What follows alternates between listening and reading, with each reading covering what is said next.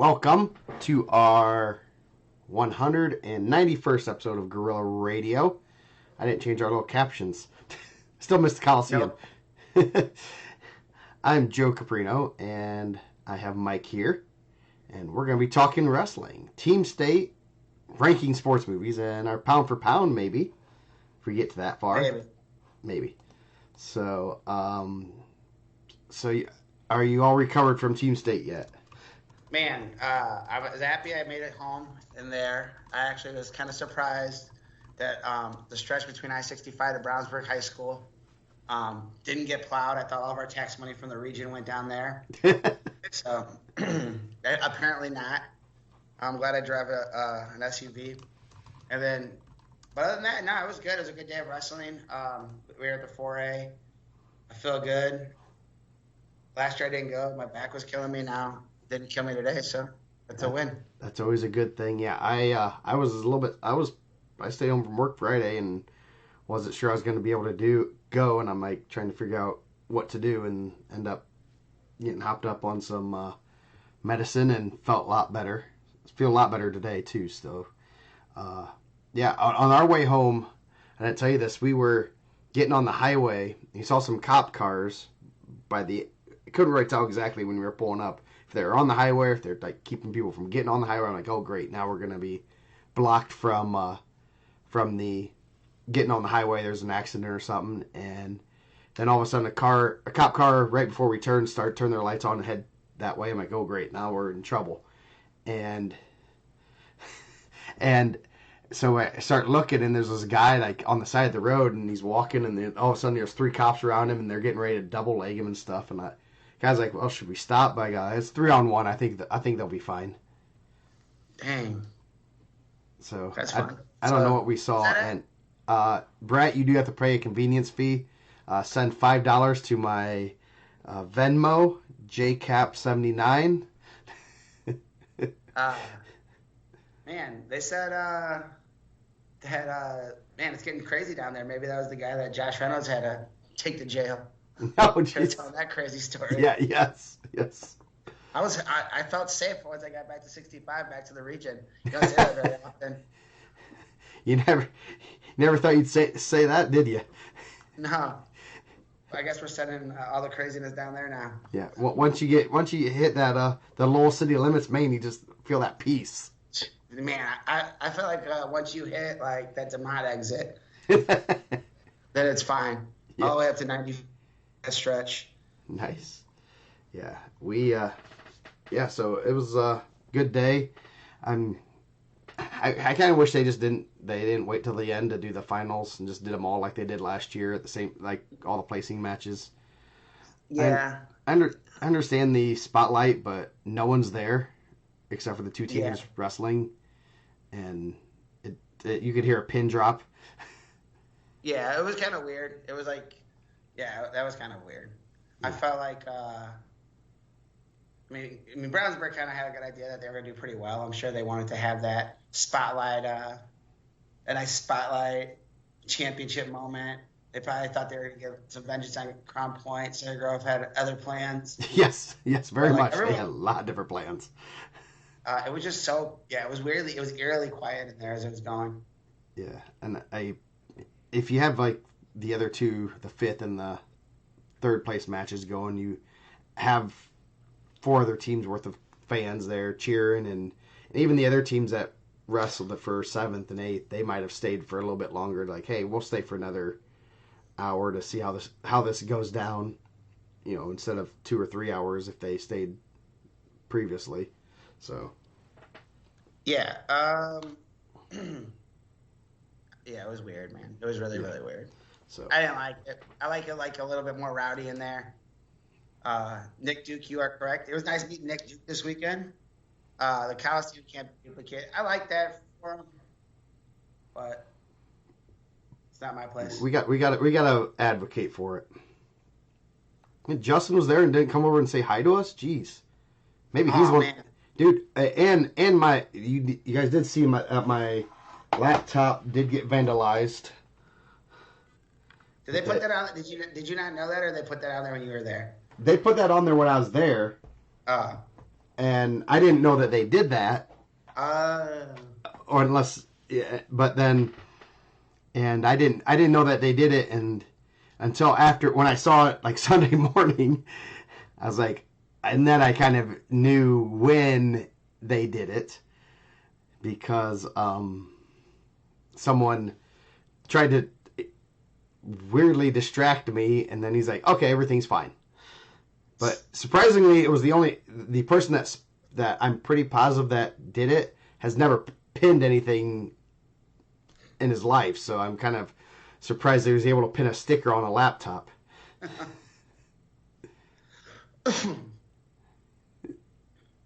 So yeah, it was good, man. I thought it was obviously like other than it being quiet in the finals, like everything else was pretty cool there. I thought like a lot of good matches, and not even just like the semis or the first round. You got a lot of top guys hitting each other there, and you're kind of trying to fall on track, and because and it's laid out really well. Yeah. I didn't know that they didn't have their parking lot shut down. I don't know if I like that either. Yeah. Hopefully they're done with I think they're supposed to be done with the construction this fall, so it should be semi back to normal. I don't know where you're going to park, but yeah. Man, how about me and Joe went to lunch? Some guy, I must just look like a guy that reads Arabic. Some like Not me. driver. I think he was looking for Gendris's mom. Actually, I'm not lying. He was like Lori J, and that's the only thing I could read on there. He's like, "Here, read my phone," and I was like, "Bro, I don't read that, man. I don't know what that says. I don't know what comma, apostrophe, star, squiggly line means." In August, the field house will be done. Thanks to Kyle. Are they naming it after you or Smiley, or ooh, I don't know. Who are they gonna name it after? Skipper? The Alex Skipper field house. I think that has a nice ring to it. So yeah, yes, that is a massive building. So, and then they can hold all of Team State there. That's what I heard they wanted to do. Yeah, I didn't even think that, man. Until someone posted it, like they rolled up all the mats, so Center Grove really didn't have anywhere to warm up. Yeah, and I understand they're trying to get out of there pretty quick, and obviously like Brownsburg has the room. And if Brownsburg didn't make it, would it be would they let someone use their room to warm up? Convenience fee. That didn't even go through my mind, and I completely understand why they're picking stuff up. They want to get out of there like at a reasonable time, like everybody else. But like once someone posted, like, oh yeah, that is kind of sucky. Yes, yeah, that was that was my. I was gonna go on a little bit of a rant. The one guy asking about what the little huddle that Center Grove did at the face-offs, and was that disrespectful?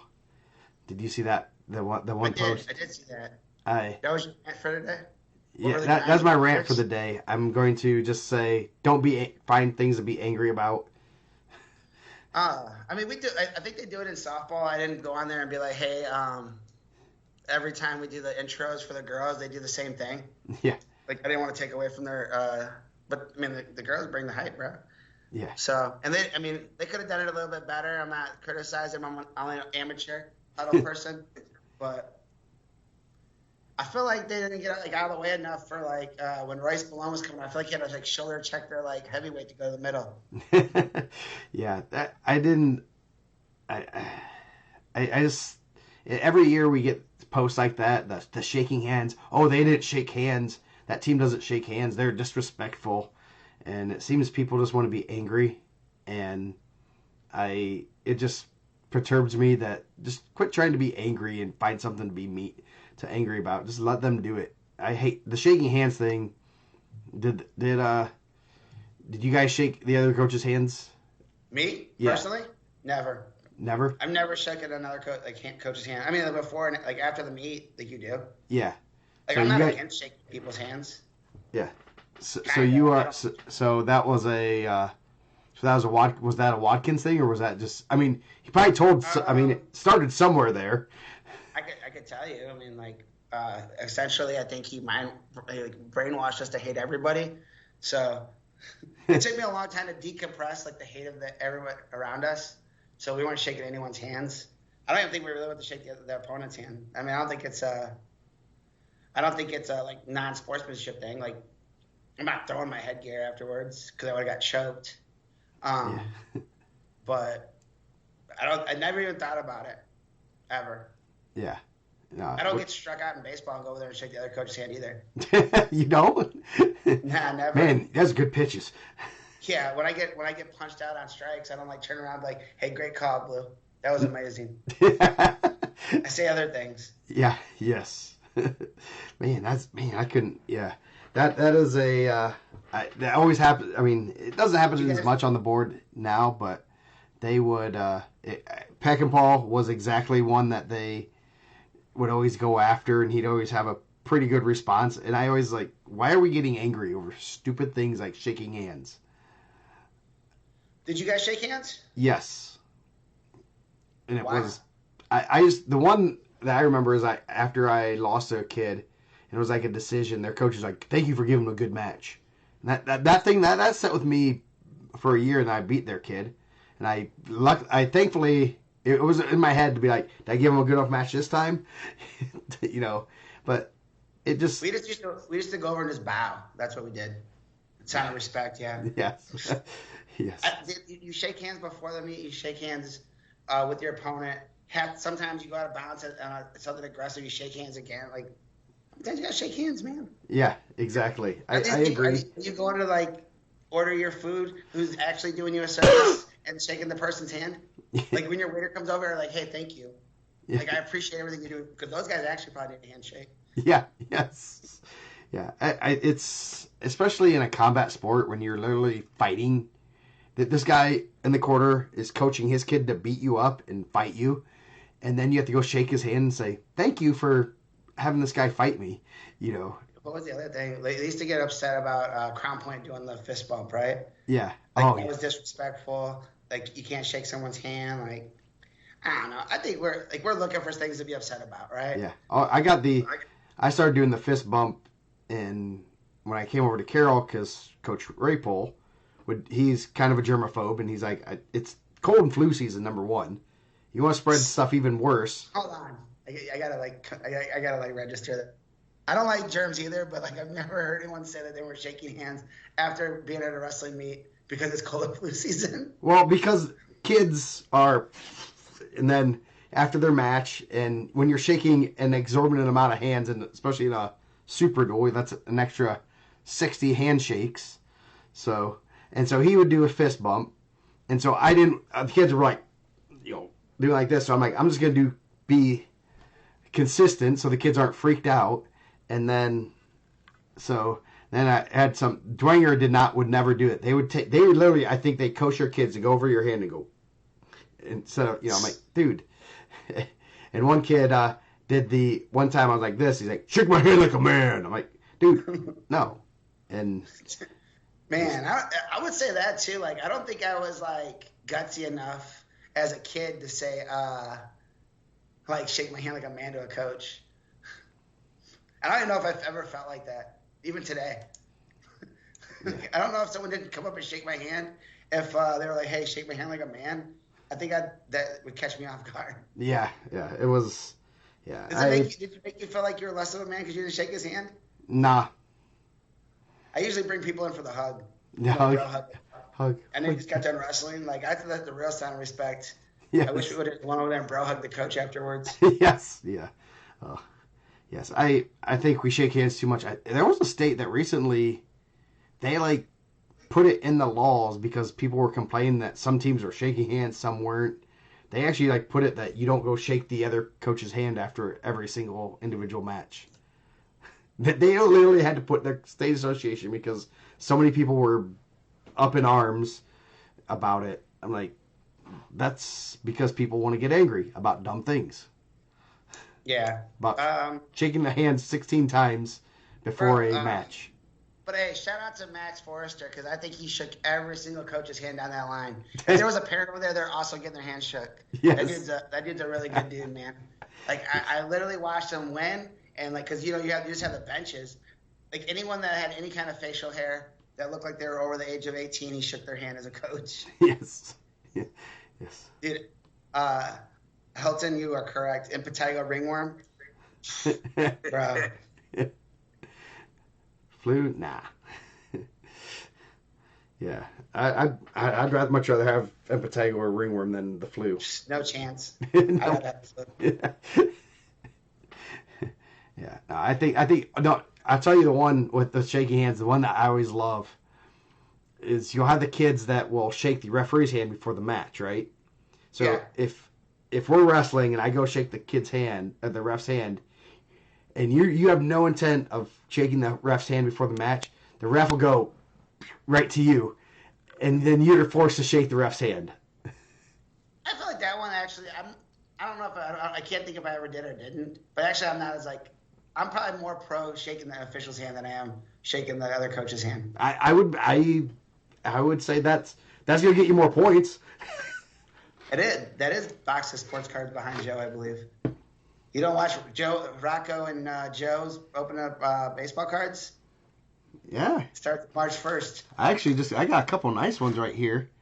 Mr. Kyle Falor sent Rocco a David Taylor out of 199. Another David Taylor. And then Kyle Dake. And then, he just got this one. Hopefully you get this one signed. This is a Cubs Kyle Tucker, if they actually sign him give him a contract for this year. So I never really. Did you feel like if they didn't come shake your hand, they were being disrespectful to you? No, I mean I never felt like I didn't bother me. Like, okay, good, I can go back, I can coach my kid, and I don't have to deal with saying good job, or you can't even say anything. You don't even want to say anything because they just got done in the middle of a fight. You have a teenager. Yeah. I never felt anything. I still don't feel anything about it. I think we just wasted 5 minutes of our life talking about something I cared nothing about. Okay, so we're going to talk about Team State now. Yeah, let's start. You want to start with 1A or 4A? I do. Let's start with 1A. Let me go to my handy dandy track wrestling, not USA wrestling, which I'm not opposed to that either. USA bracketing. USA bracketing. Oh, MJ rookie card. Let's see. I got some more. I have some other cool ones here. Let's see. I got a Shota auto. Now it's baseball cards with Joe and Mike. Yes, it's my baseball. Something you don't care about either way. I got that Upper Deck King Griffey Jerry curl, boy. You better have my mom and dad's, maybe. I don't know. And I got I don't know. I have lots of things. That's why I tinker. If you see me tinkering, that's why I usually tinker here. So yeah, hopefully we get the Kyle Tucker, since the Cubs convention is this weekend. So get that autograph. So anyway, 1A, real good 1A. Always interesting to see how things shake out there. First round, Dane was probably pulling his hair out because only one of the seeded teams won. That was Northfield, 39-37. Switzerland got that County. vote in. Yep. The battle of two vote-ins, and we'll talk about that here in a little bit. So I know we were talking about that on the way home in the pre-show. So that's the one you really want to get mic'd up. That like call after an event show. Yes, call after an event show. That's the rated R show. Not for language. It's like listening to Scarface. Yes. For The Departed. So yeah, the only one seeded team was the 8th seed. Northfield won, and they only won by 2. Alexandria over South Adams by 1. Rochester over Milan, 49-33, and then another 1-point match, Eastside over Rossville. So the last 8 teams basically were all pretty close. Yeah, those are good. Those are really good duels. Obviously, that's what you want in the event. But I mean, there's some good heads to heads there. So. Oh jeez. And Did then someone just say they hate you? Yeah, someone just sent me a They text. don't like you. I'll tell you what it was later. Okay. So yeah, then the things got back to normal. one, two, and three, four, one, two, and three, one, two, three, and four seeds all did pretty well. Rensselaer Central squeaked by Eastside. Eastside, it's kind of sneaky good, especially because Ethan Fike came back, and just looking at their lineup and talking to their coaches, kind of knew that they might be a little sneakier good than people anticipated, and basically one match difference between them making the semis unseeded, which would have made Dane's hair Well, even worse. I think they kind of hit in some spots where they're both pretty good and they're not maybe as strong as other ones. And we kind of talked about that on the lead up show. I guess the pre-state show was like, especially the 1A, I think it's more prevalent where you have guaranteed wins, and East Side's really strong in the middle, like a middle high, I guess, and Rensselaer has pretty solid down low. So one match. Who ended up being the match difference there? Let's see. I'm pulling it up right now. Oops, that's Rossville. East Side and Rensselaer. I mean, East Side lost by 2 at 120. That's probably the closest, and then by 1 at 215. So there's two matches right there that could have gone either way, and they end up not get. I mean, that's as close as you can get. They're in almost made top four right off that, unseeded. So, but they got Lincoln Carter was back, and Ethan Fike was. I think they both been in and out of the lineup, and they have some solid kids up and down the lineup. It looked like they, like you said, didn't match up well as far as none of their studs really met up. So, yeah, so good duel there. Rensselaer Central holding it down for EC. Yep, could have been in all. Well, 3 of the 4 would have been from Fort Wayne, so they blocked the Fort Wayne team. So, and so then the semifinals, Adams Central over Tell City by 1. I believe that came down to the last match. One of the last matches. Let me bring that back up. And Adams Central Tell City, I think that was one of the last matches. Thought someone said there was a match that kind of got Adams Central lost by 1 there, but yeah, they were down by they won 4 of the last 5 matches, and 3 of them were by pins. So they had to get pinned. They had to get 3 pins or 2 pins and a tech to win, and they got 2 pins and a tech last 3 matches. And Tell City has some really good guys in there. Obviously, the Terry brothers. They're 250 Schneider. What is it? Schrainer.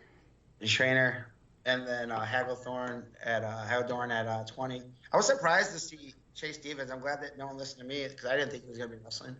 Yeah. Like, I'm glad they didn't take that into consideration whenever I was telling people that I think he was out for a couple weeks. Yeah. Sounds like little did I know. Dr. Mike. Yeah. So. I'm only amateur doctor. Only amateur doctor. Good win for Adams Central. Amateur lawyer, amateur a lot of things. That's because I'm a know-it-all. So, and then Adams Central and North Miami in the finals came down the last match. Basically, it was tied going into the last match, or actually it wasn't tied. Never mind. Adams Central won the first 4 matches. Then North Miami won the next 4. And then Adams Central, I think it was tied about there in the last 5 matches. It was 3-2, and North Miami pulled it out. They had a lot going in the last couple matches. Kind of like, I don't like to say they're sneaky because I think they've been doing it for a little bit. That they're pretty solid. Yeah. I don't know. I can only say a little bit. I don't even know what Rex just said. But I think that North Miami has some really good individuals. I think they'll have a handful of guys at the state finals. That's their first team state, right? Yep, their first team state title. They have some solid kids in the lineup. They're kind of sneaky good. Hartley Hoover, he's pretty solid. He has a win over the Wawasee kid that was in the was it Donovan? It Yep. was in the The finals Donovan at Al Wilson. Smith. Braylon McIntyre's pretty good. Jordan Correct, Caleb Evans. So some pretty solid guys that are going to be in the mix come state time. I think they're really good. I think those guys had a really good season Yep. so far. Keep it rolling. Yep. And then is that Hoover's dad? That's the coach also, or who's I the coach believe there? it is, but it is Bill Hoover is the coach. Dr. Bill Hoover. Dr. Bill Hoover. Yes. Congratulations, man. So, 2A, more to seeds. Chittard over Hanover Central, Mount Vernon over Crawfordsville, Heritage Hills over Yorktown, and Purdue. So all the seeds won first round. Second round, all the seeds, the right seeds won, I guess, if you want to say it that way. Man, they said they had a switch match in that Purdue Polytech in Owen Valley. Yes, yes, I heard. I heard someone got to meet, officiating legend, the General. Yes. I mean, I'm not gonna go into all the details of what was happened or all that, but that's probably not the guy you want to be extra aggressive with. No, if yeah, that's if we're working refs that you don't say things to that you want to piss somebody off with, that's not the one. Yeah, He's number one ranked. That is consensus. I don't know, man. I feel like Roger's climbing that ladder. Roger had me throwing people out of Smith. He might be number two there. There's I mean, I think that'd be an easy top 5 list of refs you don't try to be a smart aleck with. Yeah, that'd be the next ranking. Yes, yes. Mate, that'd be a fun one. I bet we'd get lots of comments. We could maybe. I'm trying to get in the good graces again. You're trying to get on the good graces again? Oh, boy. Okay, well, we won't talk about it, but yes, there was a little bit of an incident, and the general took care of it. And I think some coaches have never seen him, never had him as a ref before, and said some things that they realized they probably shouldn't have to that ref. So, It looked not like all much. those matches in the first round were pretty good too. They're all relatively close. Chittard over Hanover, Mount Vernon over Crawfordsville, Heritage Hills, I mean, all within like 10 points. Yeah. Over Yorktown, except for Purdue Polytech up by 30 or 29. Yes. Yes. So then a lot of fun stuff in the second round. Had Garrett and Chittard, and it was close early on. I know I was kind of keeping an eye on that one, and had a big upset in that one at 144. Second match, Bustamante over Fielden 9-6, and Chittard won the first 3 matches, so they were up 19-0 or 15-0, and then even after 75 they were still leading, and then Garrett went on a pretty big run and ended up, they were up 21-9 and thought it might be kind of close. Depends on what they had there, and then it kind of got out of control pretty quickly. Yeah, Garrett's pretty good. We saw him at the Al Smith. They scrap. Yeah. And then Mount Vernon and Belmont was not even close, 68-9. Delta Heritage Hills, I thought that might be a little bit closer, but Delta, I think probably match up a little bit better with them than it would have looked like because, Stevens wrestled 90 there. They didn't even wrestle. Did Goldsberry not wrestle? He did not wrestle. Oh. Okay, that makes a big difference. Yeah. I guess I didn't even notice that until now. So, yeah. So that makes a big difference when you don't have... Yeah, it's probably, 9-point swing at least in a It's lot an of those 11-point matches. swing right there. That 12-point swing there. So that makes it a little bit different. So hopefully he's back soon. Hopefully it's something just minor. Um, well, yeah, so I didn't even notice that. Purdue Polytech versus New Prairie was fairly close. It was close until the last, they made it closer. It was 46-31. So there's, as Coach Morgan said, there was a path to victory. We just didn't execute that path. Yeah, sounded like that MJ Staples and Silas Foster match was really good. I think the professor wasn't happy with some of the scoring in that. Yes, there's some. Go watch that one. There's some It was a points good match. awarded. It's a really good match. Yeah, points awarded, then taken off, and kind of. I mean, when there's 7 points awarded, then taken off the board, that makes a big difference. Yeah. Not gonna. Yeah. That's the easiest way to put it. So I mean, I don't know if Foster would have won the match still, but it would have been, or Staples would have, but it was still a good match, and definitely two guys that might be seeing each other at state. Oh yeah. I mean, depending, obviously, some talk of weight changes and things like that, but those are two guys right up there. Yep. And then in the semis, Garrett over Belmont 49-27. Another one was pretty close up until we hit about 106, and then Garrett did really well down low, and that's kind of what got them to where they need to be. A couple good matches in there. Brian Barrett over Sam Wolpert. Grady Baker over Jacob Reynolds.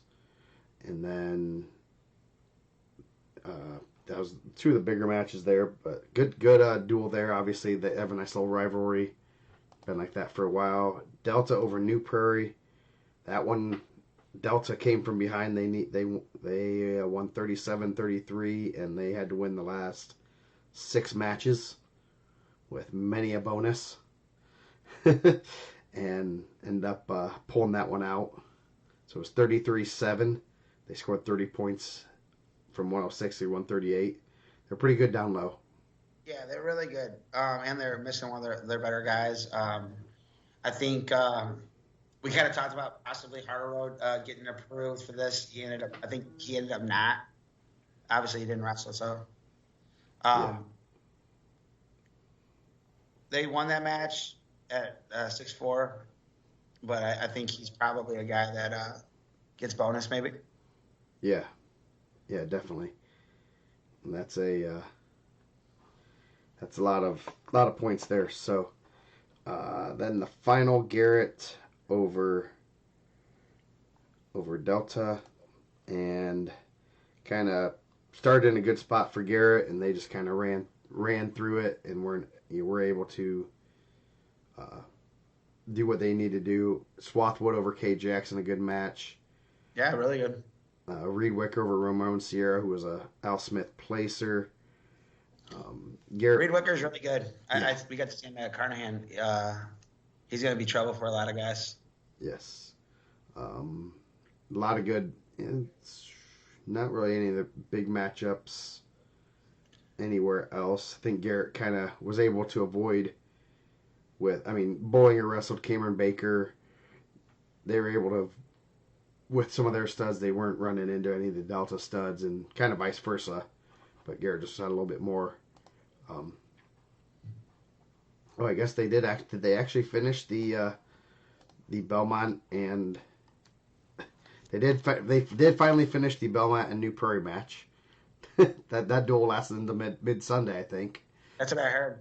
Yeah, I heard Harder Road's got another one on the 20th, so fingers crossed for him. Yep. A big win in there for Preston Hammond over Henry Farrell in that Belmont and New Prairie match. So what did happen on that? Why did it get frozen?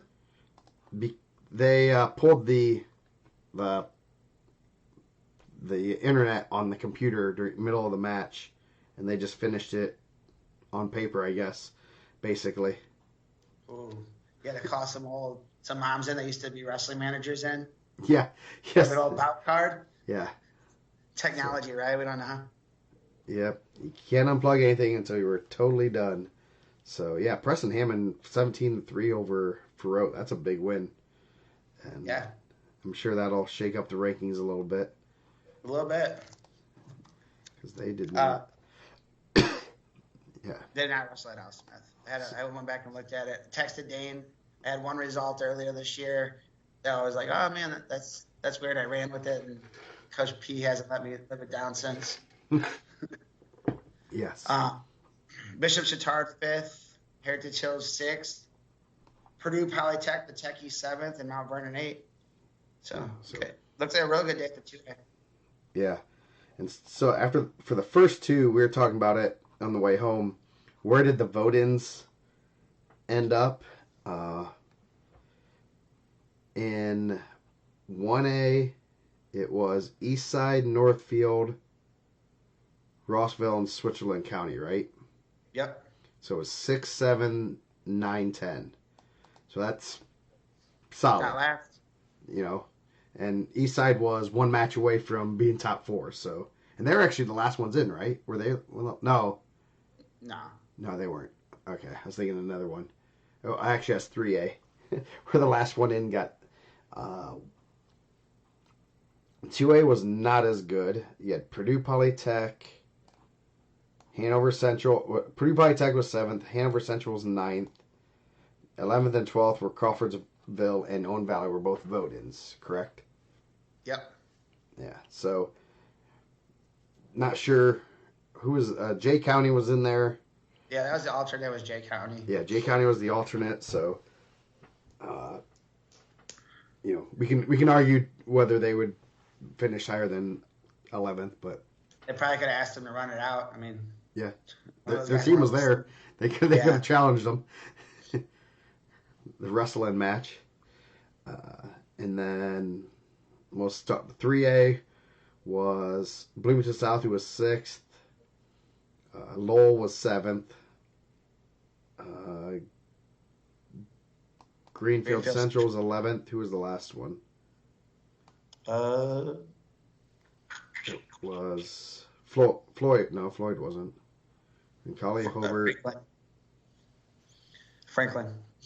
Okay, Franklin was 5th. So 5th, 6th, 7th, and then 10th. So pretty good voting there. And then obviously there's only 2. There's Homestead and Portage. They were both 6th and 7th in 4A.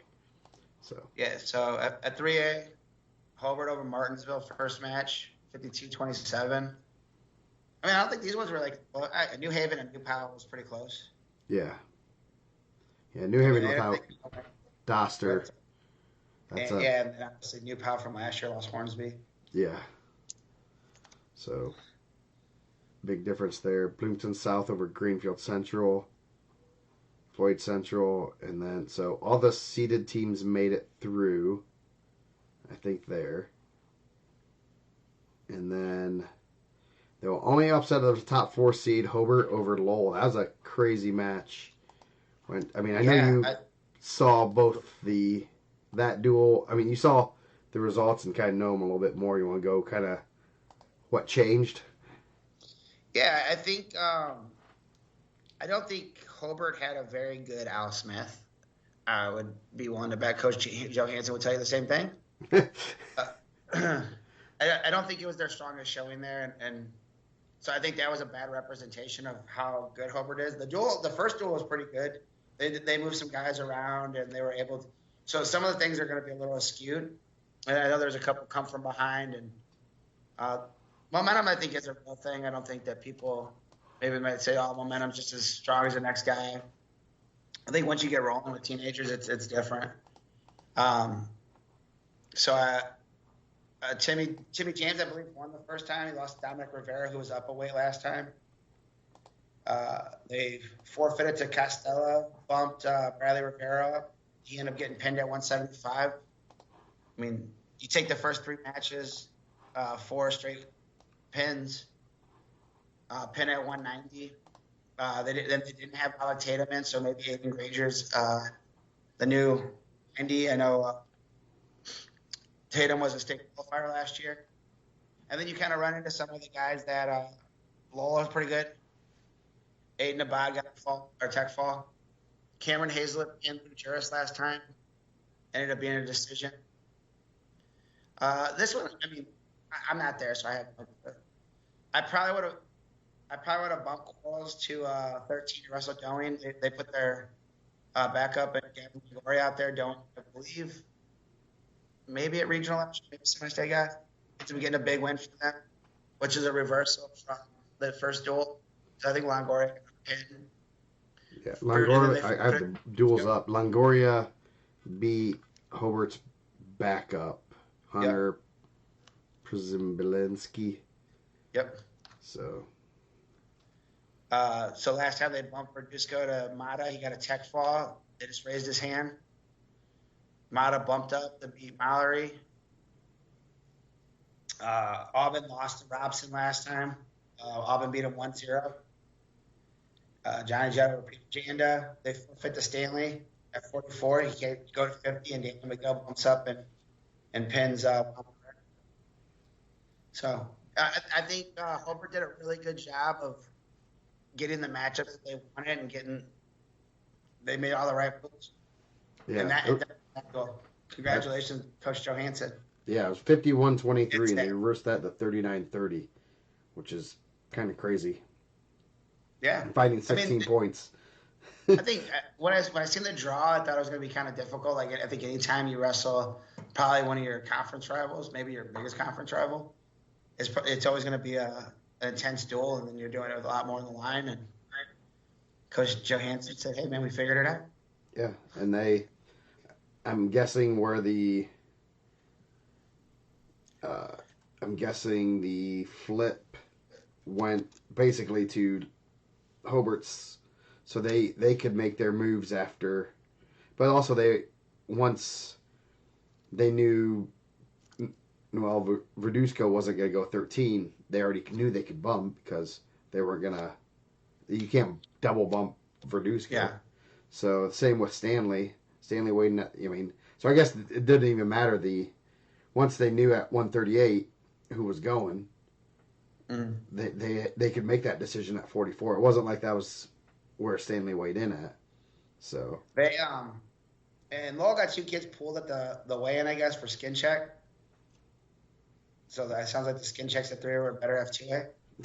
yes, yes. I know that Dieter Gerst, who was right there 150, was one of the guys that was pulled. So, I mean, ranked 150, maybe he wins. Who knows? Maybe he doesn't. Yeah. But hey, you wrestle who's out there, and congratulations to the Brickies. Yep. And then the Brickies, they weren't done. What was the other semifinal? Ron Cali over Columbus East. Yeah. Ron Cali over in the other quarter bracket. I guess the top half of that bracket, Floyd Central over Franklin Community on tiebreakers. Yeah, that was a good one too, right? Yeah. So and I know. They came out last match. They needed a tech, right? Yeah, they needed a tech, and that was a. Let me bring it up. I think they needed a tech, and I'm like, who are they gonna? Where was it? I gotta look at it now. Where'd it go? Hobart, Floyd Central, Franklin. Yeah, Floyd Central. Yeah, they needed a major, and they got the major 15-5, and they won because they won 8-6 in matches. So Franklin had 6 wins, but they did not have enough. Man. And then obviously, like as it's going on, like Floyd closed out with 5 straight W's. Yeah, Like that's it's tough. huge. And You got yeah, and you needed, 3. You need 4, at least 4 with bonus points. 4 points in bonus against some pretty good, solid kids from Franklin Community, knowing that they can't give up bonus. yeah. Yeah. So, yeah, that was kind of crazy. They're 30-9, and came from 21 down in the last 5 matches. There's no room for error there. So, congrats to them. Obviously, good match, and that's why we always like 3A always has some great matches in it. And then semis, Hobart 40-30 over Floyd Central. Then Roncalli over Columbus East. And did they pull the? That's the one where they pulled. They only won 6 matches. Yeah, I Roncalli. believe so. So we mentioned it as one of the best moments, and then it happens again. So imagine that. So let's see where to go. Columbus East Roncalli, because I think 1, 2, 3, 4, 5, 6. Yeah, they got a pin in the last match. Came down in the last match. It was 33-30. They got a pin. So they only won 6 matches, but won the duel. So they pulled a Carroll. Yeah, they. I mean, obviously, Columbus East is really good. Got a nice text from Coach Cooper the other day. I sent the last response. He didn't respond. So. So yeah. But that's a really good duel. Yeah. Planteco over Caleb Cooper was a big match there. By pin. So that was probably one of the bigger matches, and kind of crazy that you see the 8-6 in matches, but the win goes to the team with less. Man, did you see? I mean, and not like to get too far off it. Did you see the Terre Haute South and New Palestine results? No. At 144 or 138, Nathan Bryan over Gunnar Butt, 29-second fall. That was a no, I did not. Sweet. If you guys want to see a good cement mixer, I'm pulling it up right now. it was pretty good. Someone sent that to me. They're like, I mean, obviously I seen the result. They're like, and Nathan Bryan's really good, but man, when he sent it to me, like I was like, oh, first 30 seconds you're going mixer, okay. That's one way to end a match. Not give him a chance to fight off his back. So yeah, that's an interesting. That's a good way to get after it. Not messing around. Did you pull it up? Yeah, I'm watching it right now. He's got him snapped down. Oh boy! Oh, that was tight. He got that really tight, and that was a long time to be fighting off your back. Yeah, that's kind of. He kind of let up for a second, and I'm sure Butt kind of okay, I'm good. Then he hit it. So finals was Hobart Roncalli, and came down. Last few matches, Roncalli won 38-34. Came down to Costello and Dozier. Could have been a little bit closer, but that was a really good match there.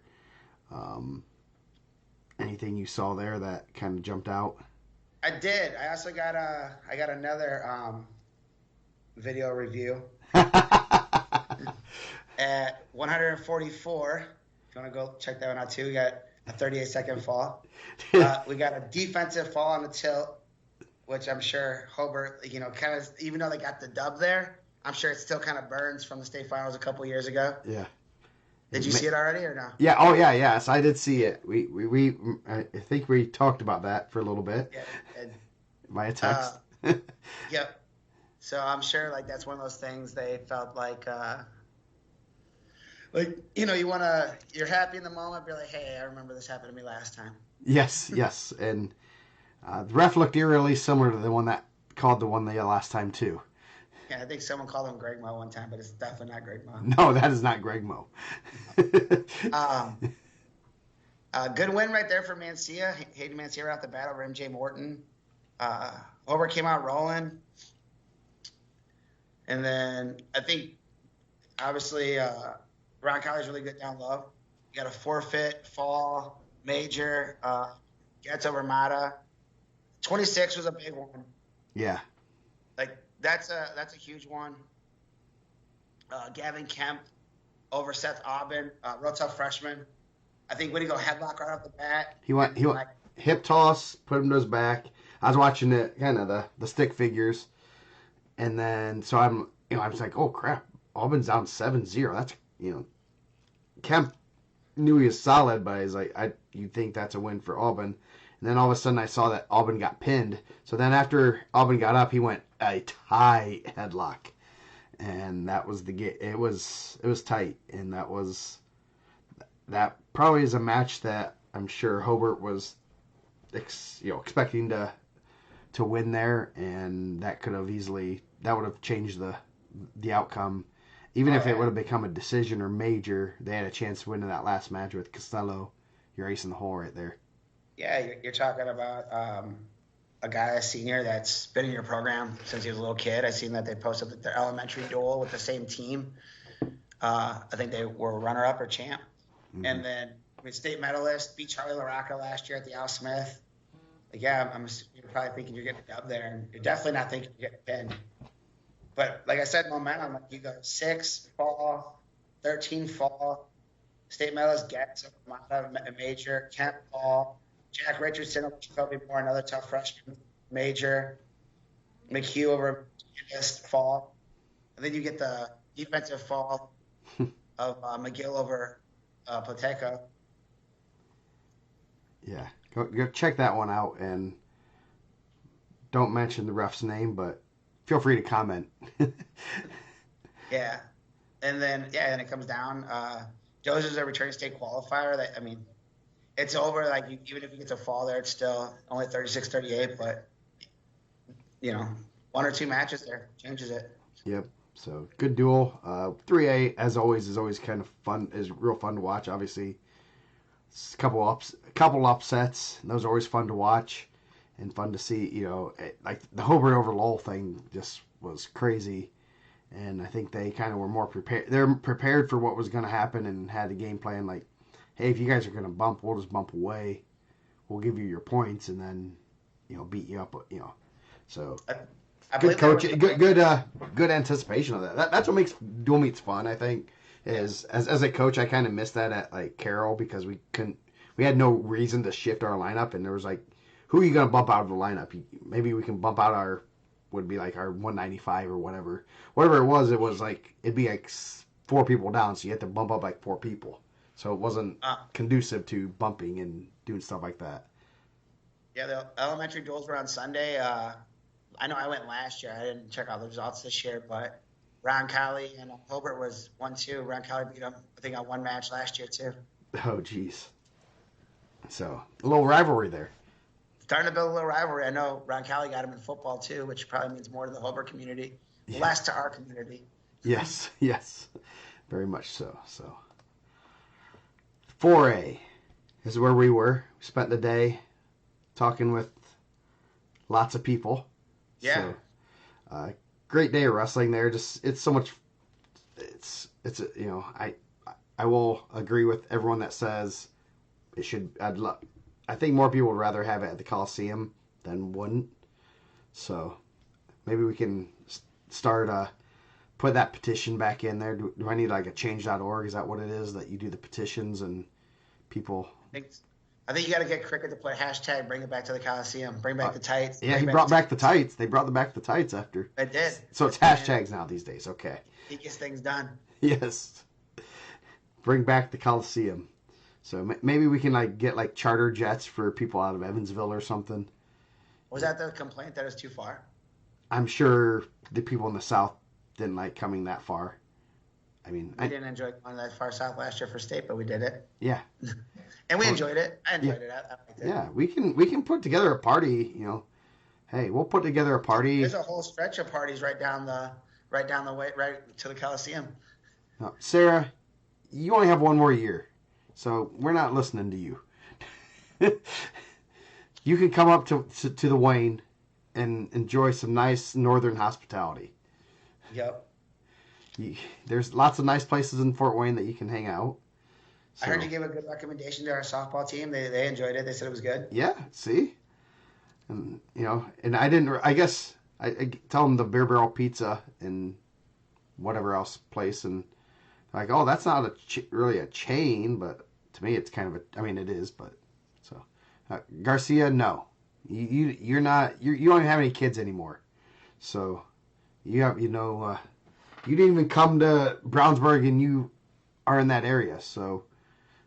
I mean, when's the last time he's seen a wrestling match? Has Garcia ever gone to a high school match since Blaze graduated?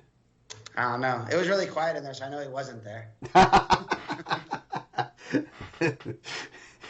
we knew the red carpet wasn't rolled out, so the Hall of Famer wasn't there.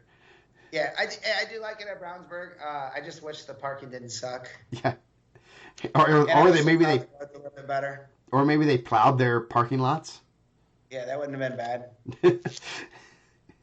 or the back door like secret entrance, door 88C. Yeah. I mean, like they did a great job. They hosted really well. Um, Obviously they do the single spotlight, which I mean, I know you're not a spotlight guy. It was crooked though. That's what I was about ready to go adjust that. I know that kind of throwing me off too. Come on, we got to come on, Airsman and Skipper. Or is that's probably a Rick thing. They probably blame Rick for that one or Seymour.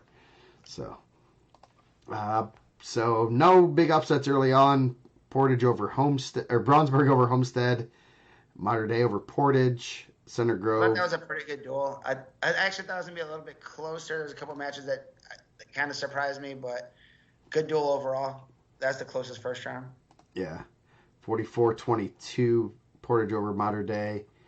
Um, wasn't that Alden Walker one was? It was a little bit close. Oh, it was 8-3. Then he pinned him. Mm-hmm. Set Walker over Manning. Henderson over Cameron Woods. Matthew Schrader over Cooper Wilkins.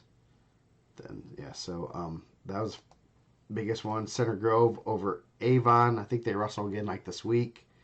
So they had So some really good matches in there also. yeah, Bridge over Brown. 5-4. That regional's gonna be decent. 106 regional. Yeah, that if you're a 106 pounder, that's like in the not in like the top 10 probably. Probably even if you're in the top 10, probably not the top 5. You probably should be thankful you're not at the Mooresville regional. It's gonna be tougher than qualifying out of a lot of semi-states. Yes, qualifying out of any other semi-state. Yeah, at 106, it's pretty nasty. I think what do we say? I went like 6 deep with guys that are ranked there that all could probably medal. That I would be surprised if they don't medal. Maybe 7 guys, Yeah, that's depending on an injury. yeah, that's nuts. So Royce Malone over Mason Gels 4-1, and then Syra over Breedlove 8-0. Any other ones that Rio over Brown. Rio over Brown 10-5. Hey, man, I feel like we skipped over one, right? Like for Brownsburg and Homestead. Shout out to Robbie Leahy, man. I feel like he catches a lot of smoke. He got a dub in that match. I feel like he's been in a lot of tough matches. They wrestle a national schedule. He got the dub there. Andy wasn't afraid to possibly list some suspects in the vandalism of my computer. So I like Robbie Leahy. Might be my favorite Brownsburg wrestler. So It's up there. It's close. yeah. So yeah, and then Cathedral Crown Point 56-12. Lavin over Newell. Let's see any other close ones. Salas over Hardin 4-1. Rematch from the Al Smith finals. I feel like Bismeyer and Gavin Lewis was like kind of back and forth there too. Yeah, it was close until I think Lewis scored late. Yeah, he got a takedown late, so it was 6-3, and he got takedown at the end. So, Tate St. Laurent over Westfall. That was a reversal from the 3rd and 4th place match at Al Smith. and then let's see, Gendris over Bayless, Hawkins over Crowley. So yeah, nothing. The first two, St. Laurent, and then Reyes. Obviously, those are some big wins. Second round, Brownsburg Modern Day. The feature match there that we were all looking for is Schaefer and Braylon Reynolds. And Schaefer 10-3. That was... And we kind of talked about this in some other matches. I think someone on the board posted, he dominated him. I was like, I mean, we were there. It wasn't really, I didn't ever feel like it was dominant. Like, Nah. I think there was some good scrambles. Braylon hit a couple arm spins. Isaiah is really good. But with the 3-point takedown, it looks a lot like further, right? Yes, yeah. I mean, he got what 3 takedowns. And an So escape. yeah, and an escape. So that's in all honesty that you take away 3. It's 7-4 looks a little bit better than 10-3.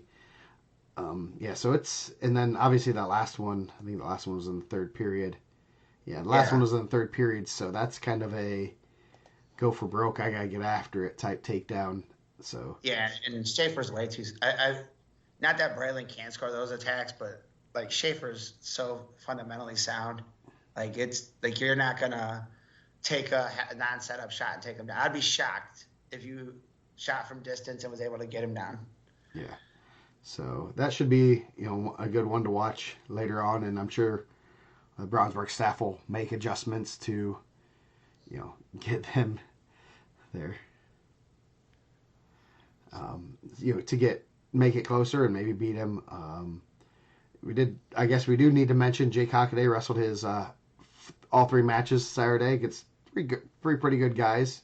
Had a good Yeah, I day. think yeah, I did. I think everyone saying that he wasn't going to be able to go, he looked pretty good Yeah. wrestling this weekend. He's if you listen to the interview, I talked to him afterward, and he said his lungs are burning a little bit. So he definitely says that's kind of where he needs to improve the most right now. Is just get the lungs back and get ready for 3 or 4 matches and good matches in a day. And Team State's probably about the best place you can get that simulation because he wrestled all 3 guys had state experience. So Yeah, Hunter Douglas, top 5 guy.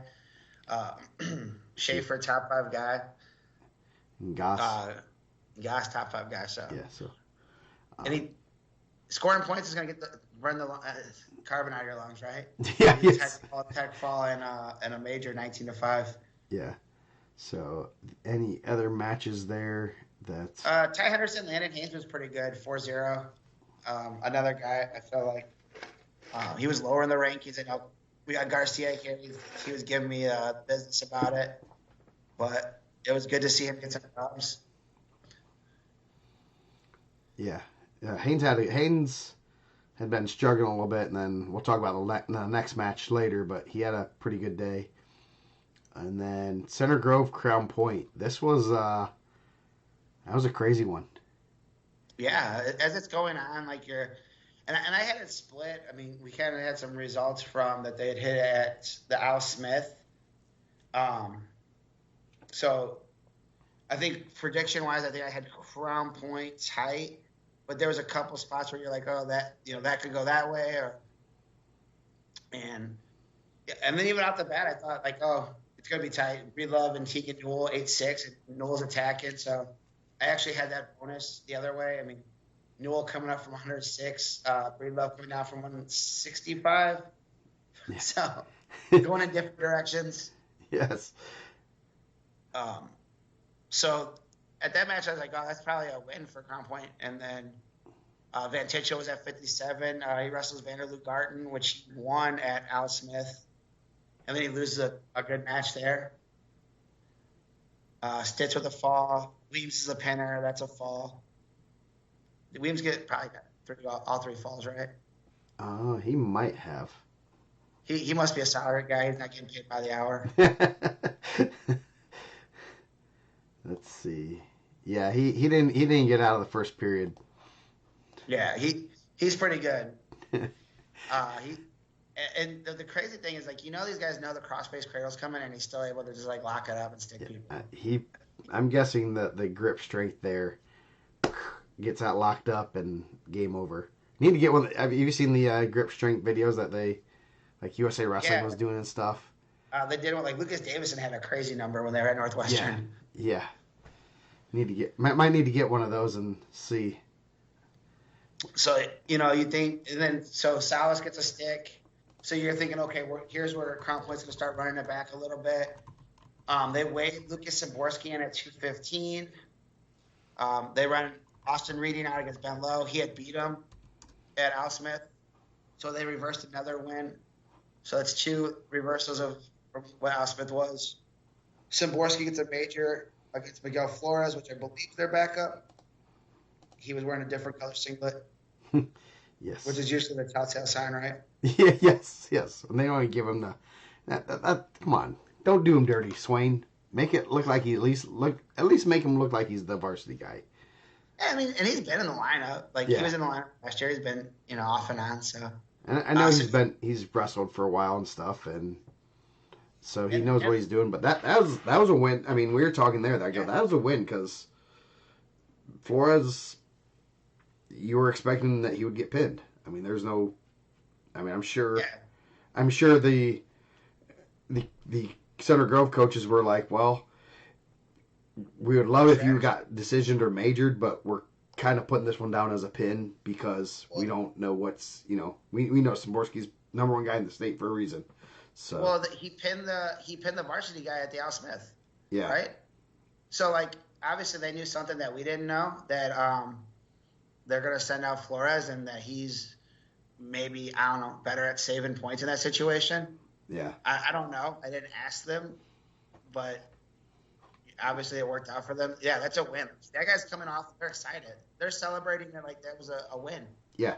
That's, And that's as we talk about. There was some momentum building there. Vanderlee Garten with the win.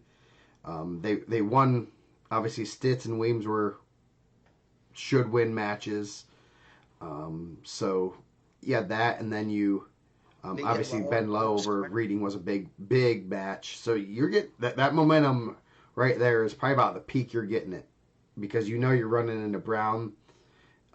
You're running into your horses. Brown, Yeah. So Thrasher, Malone. well, yeah, you go. Brown gets a tech fall, which is a point saved for Crown Point because he pinned him at Al Smith. Hmm. I bet that's tough, and I know like a lot of the guys we were talking to, Sean and Ryan, and there's a lot of contenders guys in the finals. Like when you train with those guys so much, I'm sure it's difficult, like one way or the other. And Brown and Westfall trained a lot together this summer. Justice Thrasher over Colin Strayer, another reversal for the Al Smith. Hmm. Strayer had won that.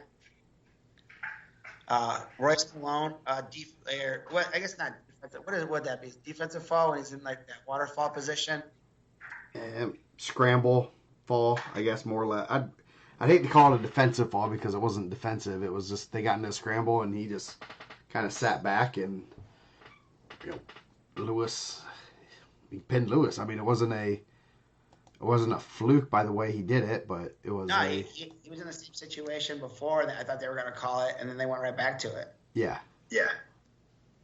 So Which ends up being a reversal, another reversal. I mean, that's a 9-point swing from the Al Smith where Lewis won, I think, 2-1. yep, that was a bit. Uh, That's a big reversal there. yeah, and at that point, like, they're rolling. Don Brown loses 4-3 to Gavin Gendris. I believe that was a major at the Al Smith. So you can save another point. Yeah, and then LT Hawkins Eddie Goss match. Yeah, I mean, it's a good match. It was exciting. 0-0 after the first. Goss rides LT for an entire period, which is pretty hard, honestly. He's pretty good on bottom. This is Al Smith you speak of. Then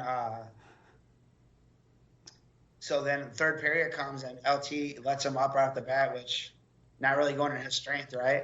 Yeah, Like so he's kind of going forward, and at that point, Goss is firing off shots, and I think there was like a scramble situation. What do we say, like 40 seconds left?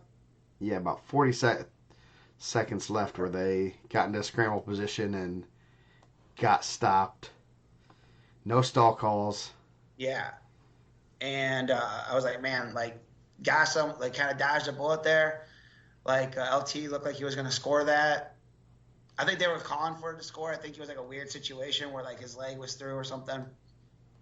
And then they call a stalemate, and then Goss shoots again, and LT cuts the corner, locks up a cradle. Yep, and Honestly, they probably should have got back points on that too, I think. yeah, I think they awarded the takedown real late, but real good match. yeah, good match and definitely another one that was very close to. Actually, they didn't wrestle, so it wouldn't have been a reversal. But then Donald Bowie was running brackets at the Al Smith that day. yes, he was. OW, Donald Bowie. OW. I Donald, don't know if that's true or not. Unofficial OW. yes. Official on the east side. Then Cess over Malone, and I mean it was over by then, and Hornsby over Haney, but Yeah, I think there was a point where they needed to go fall all the way out and get like Center Grove to get like a penalty point, and I was like, oh, it's over. Like Center Grove's not going to get pinned in all those matches. Well, would they get pinned one time? Two falls? yeah, One fall. one fall, yeah, one fall, two majors. If he got the hardware, then he is the OW, right? What they say? How much of the law is possession? 9/10 the law's possession.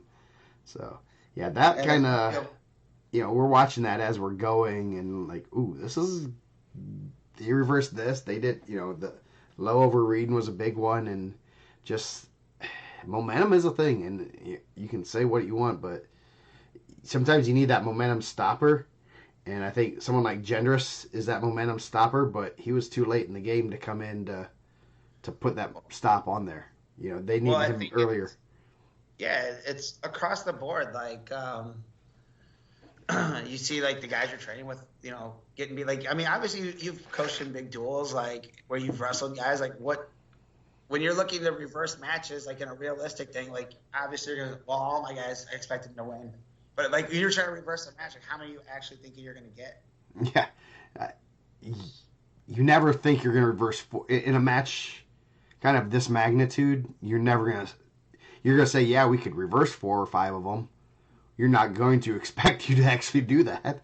I mean, I'm sure even you talk to Swain, and he might not tell us the full truth, but he's like, yeah, we thought we could win all 4 of those matches. Did I think we'd actually win all 4 of those? No. I mean, that's the law of averages say, no, you're not going to be able to reverse all of them, but hey, if you get a couple of them, you guys are in it. That's what they're thinking of. There's these close matches that they can get, and they got those, and that's huge. And that's as a coach, you're hoping you're trying to find those matches you can reverse to make it, give yourself a chance. And they did it with 4, and then kind of just made it look really ugly real quickly. Yeah, shout out to Coach Swain and his staff for having his guys prepared. They were pumped. Mm-hmm. Every match, they were, like the excitement was definitely on one side and not the other. And early on, Mm-hmm. like it was, those guys were pumped and the other side was not. I mean, obviously they're not winning matches, but, and hey, going back to the handshaking thing. Can you imagine if you had to shake every Crown Point coach's hand? They got like 15 dudes over there. You'd wrestle 2 hours. Yeah, and that's if they pin you all the time. Yeah, like those guys, you have to go over there and shake every coach's hand. Like, yeah, there's 25 dudes over there, man. Their Michigan City duel still takes 2 hours just because of the handshaking. Yeah. Like, dude, come on. Shout out to Michigan City, man. My boy Cody Stuck. Don't go at them like that. Sorry, Cody. They're coming up. They're on the come up. They're on the come up. But, yeah. So, I mean, Coach Wade had those guys ready. And, they were doing their job. The guys that needed to save points, and the guys that needed to get the wins got the dubs. Yeah, and it ended up being not just 1 or 2 guys that reversed some losses. There's 4 of them, and that's the thing. Like I said, it's and they. I know some coaches kind of point out what your job is, each guy's job, and that's what they kind of think. Some do it a little bit differently, but obviously, if they're starting to get excited with that second and third matches, things like that, they kind of know where the momentum is. The kids will start sensing, okay, Vander Lugarten reversed that match from Al Smith. Okay, we're starting to get excited. Then obviously, and Van Tichel, I thought was really impressive at the Al Smith. Yeah, I mean, he was right there with Rowdy Bush. He was right there with Costello. He'd come down a weight, and huge match for Vander Lugarten. That's a great win. Yeah, both down a weight too. So and Stitz did weigh it in at 65. So I don't know if you've gotten any confirmation or whether that's gonna be. I'm gonna assume it's permanent because they weighed in at 57 and 65, Vanderlugart and Stitz, and you know who knows what will happen in the end, but I don't know if Stitz looks a little bit thicker than Vanderlugart, so maybe they made that switch based on how they wrestled at Al Smith or something. I don't know, but something Well, to kind Stitz of was look at forward to, 57 or maybe last. just text Swain about. Yeah. Well, Stitz was at 57 last year. I'm sure that's hard to hold, and he was at 57, right? Yeah. Yeah, yeah, And then Vander Lugar was at 38. So like I'm assuming like just by the growth rule, yeah. one's a lot easier for the other one. So good, Should we great, go? great Go ahead. match there. So what's Yeah. one any? Double them up, man. Hey, like Center Grove doubled them up. Yeah, Like Wrestlebacks, Cathedral, and Avon. Huge win for St. Laurent over Chase Bridge. St. Laurent had a really good day. yeah, yeah. That's a good win for him there. Any other Rio over Bayless? Uh, Uh, is that the one Bismeyer ended up getting injured on? no, it was the next one. Okay. Was it? Yeah, it was the next. Oh no, that was the one he. That was the one Gals beat Bismeyer in and injured. Hopefully Bismeyer is not too injured. It Yeah, didn't look good when they were out there. yeah. So Portage Crown. Portage over Homestead. Oh yeah, yep. When we Portage did over the vote Holmes. in, a salty Homestead fan said that they would throttle him. Yes. I think I said, "Oh, come on now, don't go don't be hurt." And then it was a good duel. It was a good duel. Homestead scrapped. Portage is tough. Yeah, that was a good duel, and I mean, Evans over Machende 4-2. Drew Heisler over Xavier Cunha 10-7. Douglas over Aiden Campbell 5-2. So some good matches in there, and that's tough for Homestead. It's tough for both teams coming off tough losses. Homestead had to wrestle Brownsburg first round, so that's never. You gotta collect yourself and say we're not as bad as that score was, and that's Yeah, sometimes tough as a coach to convince their kids that after they just get their butts kicked 68-6 with one win to come yeah. back. I think if they stayed for the finals, they said they can kind of see the Browns want to do that to everybody, right? Yeah, yes. So the next wrestle back, you're getting some familiarity. Portage Crown Point, they get to wrestle in the duel. They get to wrestle at the DAC. Now they get to wrestle here. They're at the Al Smith together. So they get to see each other about 4 or 5 times a year. Yeah. Yeah. And that was very much in Crown Point's favor. They only won Portage only won 2 matches. McClelland over Reading and Ortega over Newell. Yeah, and then Modern Day Avon, they got a nice little rivalry going too. Those guys obviously like to see each other a lot. We got to see Henderson and Rio. Yes. Nate Henderson and Rio won 5-4. Case Bridge got some revenge on Alden Walker. So, revenge an early season loss. And that was one that we kind of wondered because I think that Case Bridge Alden Walker match was a big difference in Modern Day beating them earlier in the season. And then Avon didn't have their heavyweight, so they ended up kind of bumping around up in the upper weights to try to. Yeah, they ended up bumping, and it ended up not working, obviously. Like, they bumped Sarah to 57. He gets a W. Larson gets a win. Schepler gets a fall, which you're getting falls in those matches. And I wanted to touch on this. Like, everyone that's wrestling these duels, like, go watch Modern Day and how they handle that, right? Like, their guys are not giving up a ton of bonus points. And they're going to run into some studs. But the guys that aren't there, like, absolute, like, hammers are wrestling tight matches, and the guys that are their hammers are getting wins. That's how you win duels, I think. Yeah. And that's kind of what happened here. Thacker gets a fall. They get a win at 215. 10-7 was a real good match. They bumped their 215 at heavyweight. That was a good match.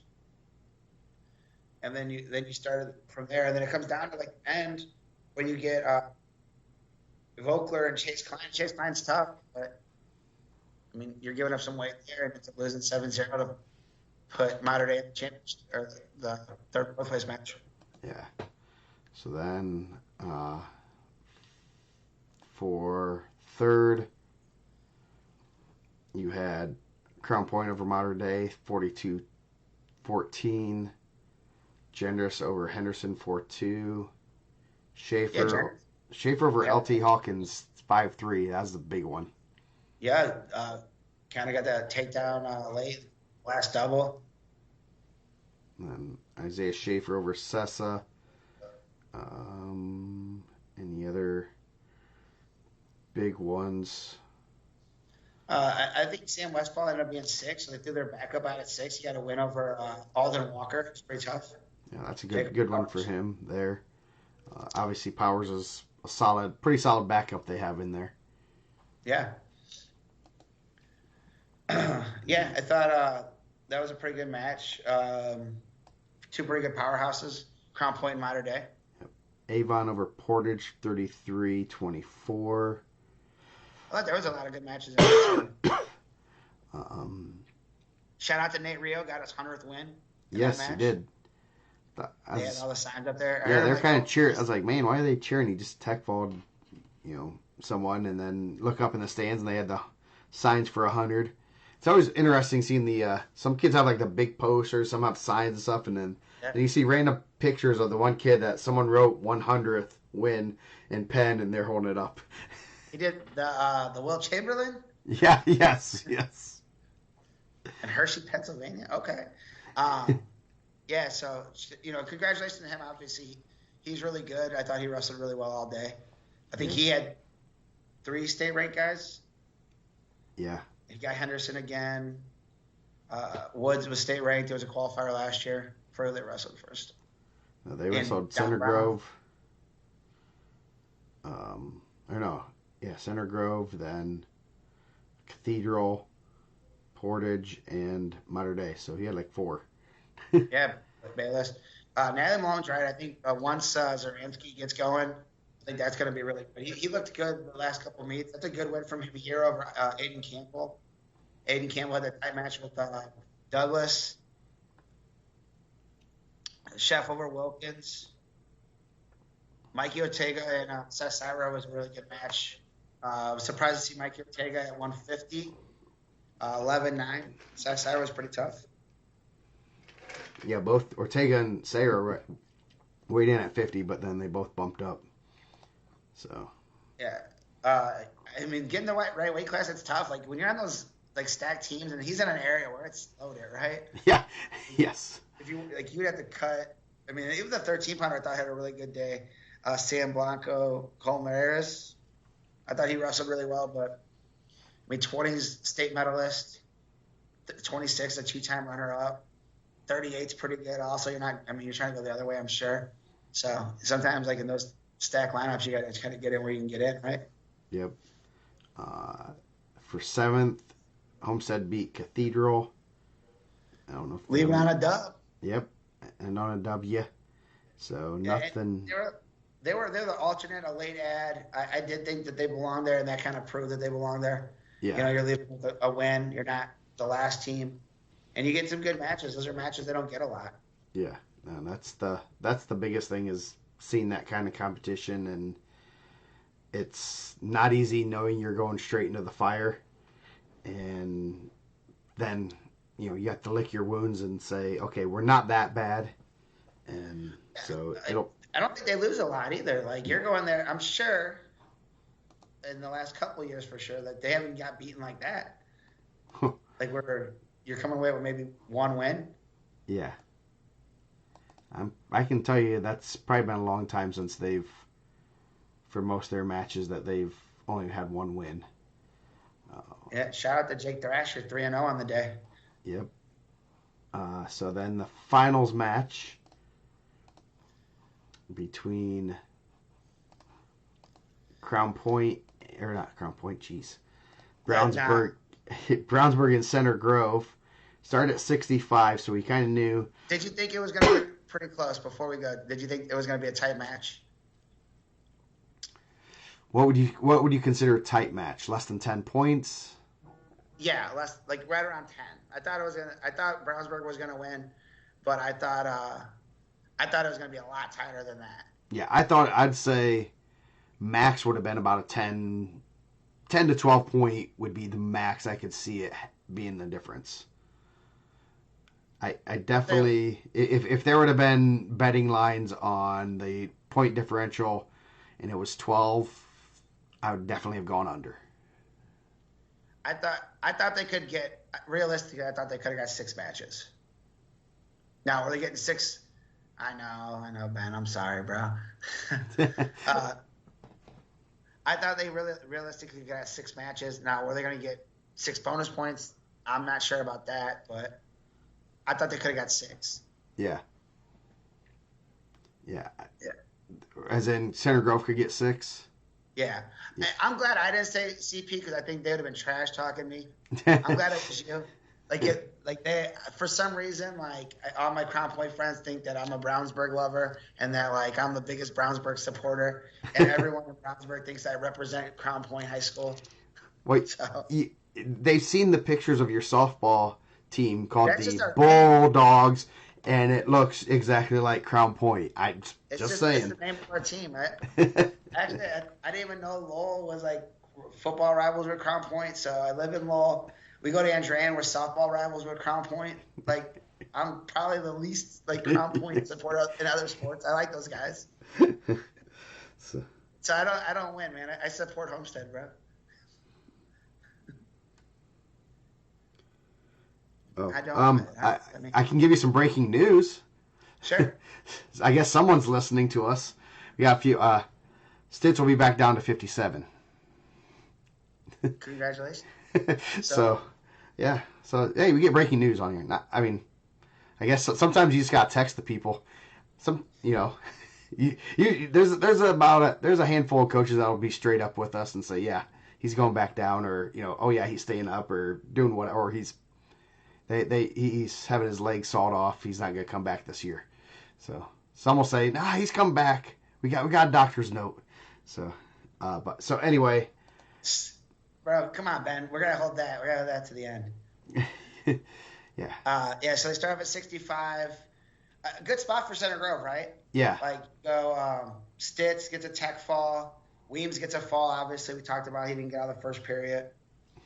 Those kind of went as they went, right? Yeah. Uh, Yeah. That's kind of. I mean, both teams kind of were expecting that, I'm sure. So, especially after the first 5 weights, I'm sure that was kind of in their game plans. There was any surprises there. Well, I think even like the Gunnar Henry just getting a major, I'm sure they're looking at that as a dub too. Shout out to Gunnar Henry, had the air reversals too, right? Yeah. Yes, he had the nice air reversust. Those are clean, right? Yes, and those things look like they're fresh out of the box. That's what I thought too, man. They are. They like the ones I had were pretty bright, and they must have made them a good material.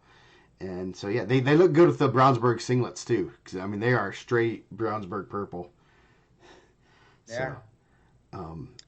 So yeah, that was probably. I mean, Gunnar Henry, he's not salary.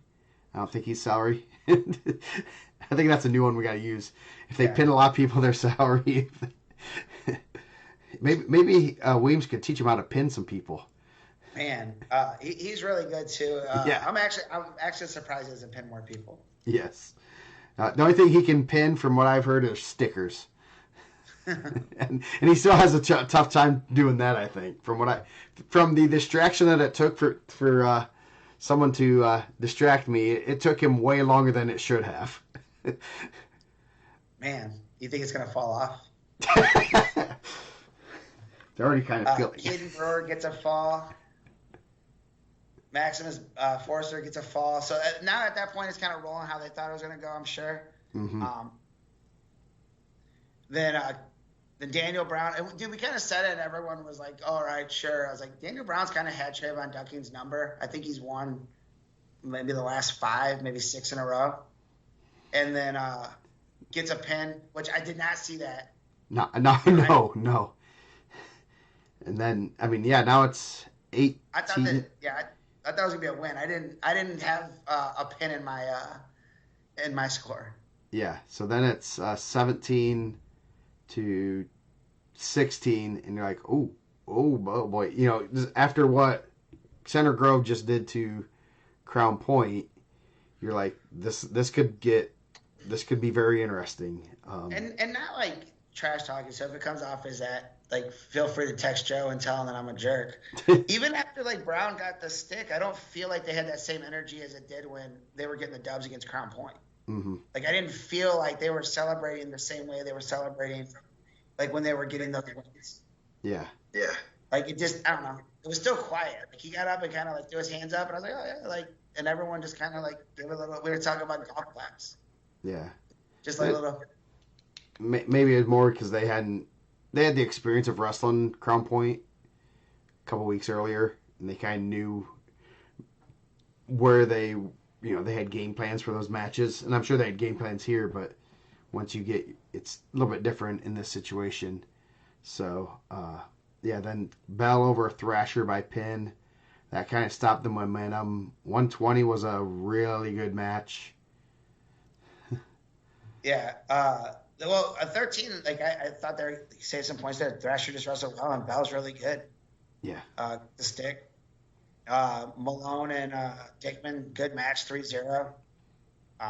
There's a moment in there where they kind of went out of bounds. And, Dickman took some injury time, and that place was dead silent. Yeah, that was I think the trainer asked him if he was okay. yeah. So that one was Dickman obviously did not look like he was himself after that, and gutted that one out. That was one that, I mean, you're looking at right there, still close match, and if he only had like what 5 seconds of injury time left. Not a lot. Yeah. So if he's not able to go on, or if he takes another injury time, what happens there? That's and Malone's a tough wrestler. Malone's throwing everything he can at him in that third period. I mean, that was what halfway through the second period.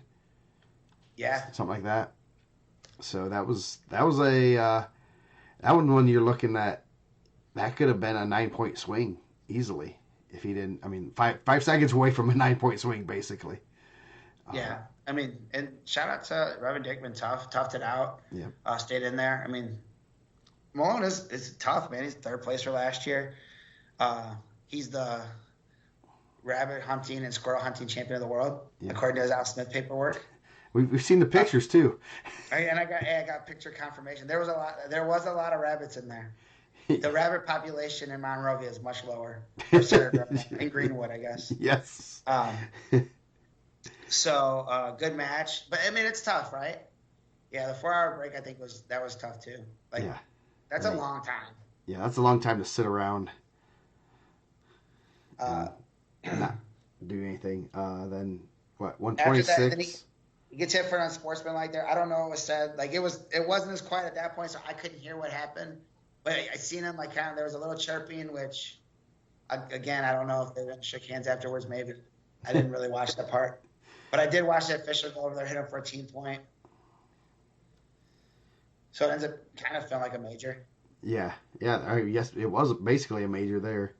So then 126 Haynes over Brown. That was a little bit closer than the score indicated. Yeah, there were some weird situations in there. That stalemate real late. Like I actually thought Brown had the takedown real late there, and then they called a stalemate, and then like I think in that situation you probably gotta let that work through, right? Yeah. They trying to describe it. Brown was behind him, but Haynes had the leg and picking it up, and kind of just a weird position, and the ref called a stalemate, which is not really what you want to call in that situation. So I was. I mean, it must have been the right call. Coach Swain's not afraid to go to the table. Yeah.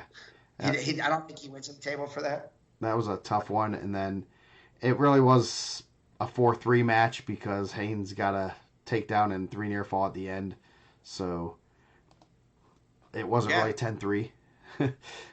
I mean, it's 10-3 on the scoreboard, but shout out to Landon Yeah. Haynes.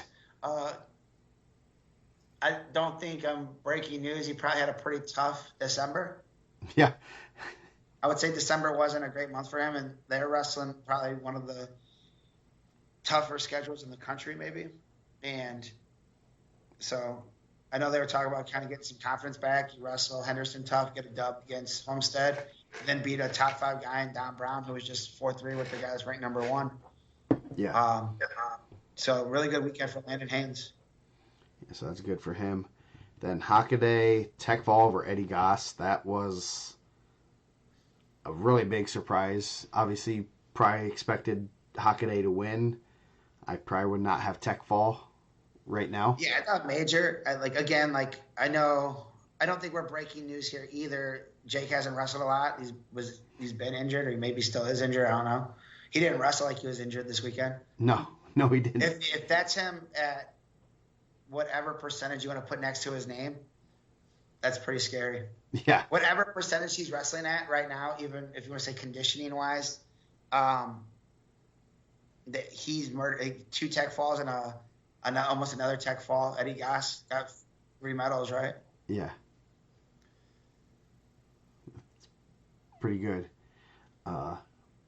Reynolds over Marcus Malone. And then Tommy. Parker Reynolds got two pins. He says the most pins he's ever got in a high school tournament. Jeez. I said, dude, I wanted to be like, even in sectionals and stuff, like that's wow. 2 pins with the tilt, with the cross wrist tilt. He's pretty good with that. And at that point, dude, you're just kind of seeing how high the score gets, right? Yeah. He also got a team point taken away. Too much emotion, celebrating too much.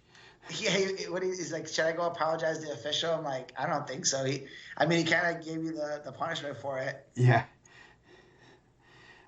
That's a. I didn't really see too much there that should have been penalized. It wasn't. I don't think it was. Yeah, to me, to penalize for something like that is you have to do it on your opponent, and being happy that you win.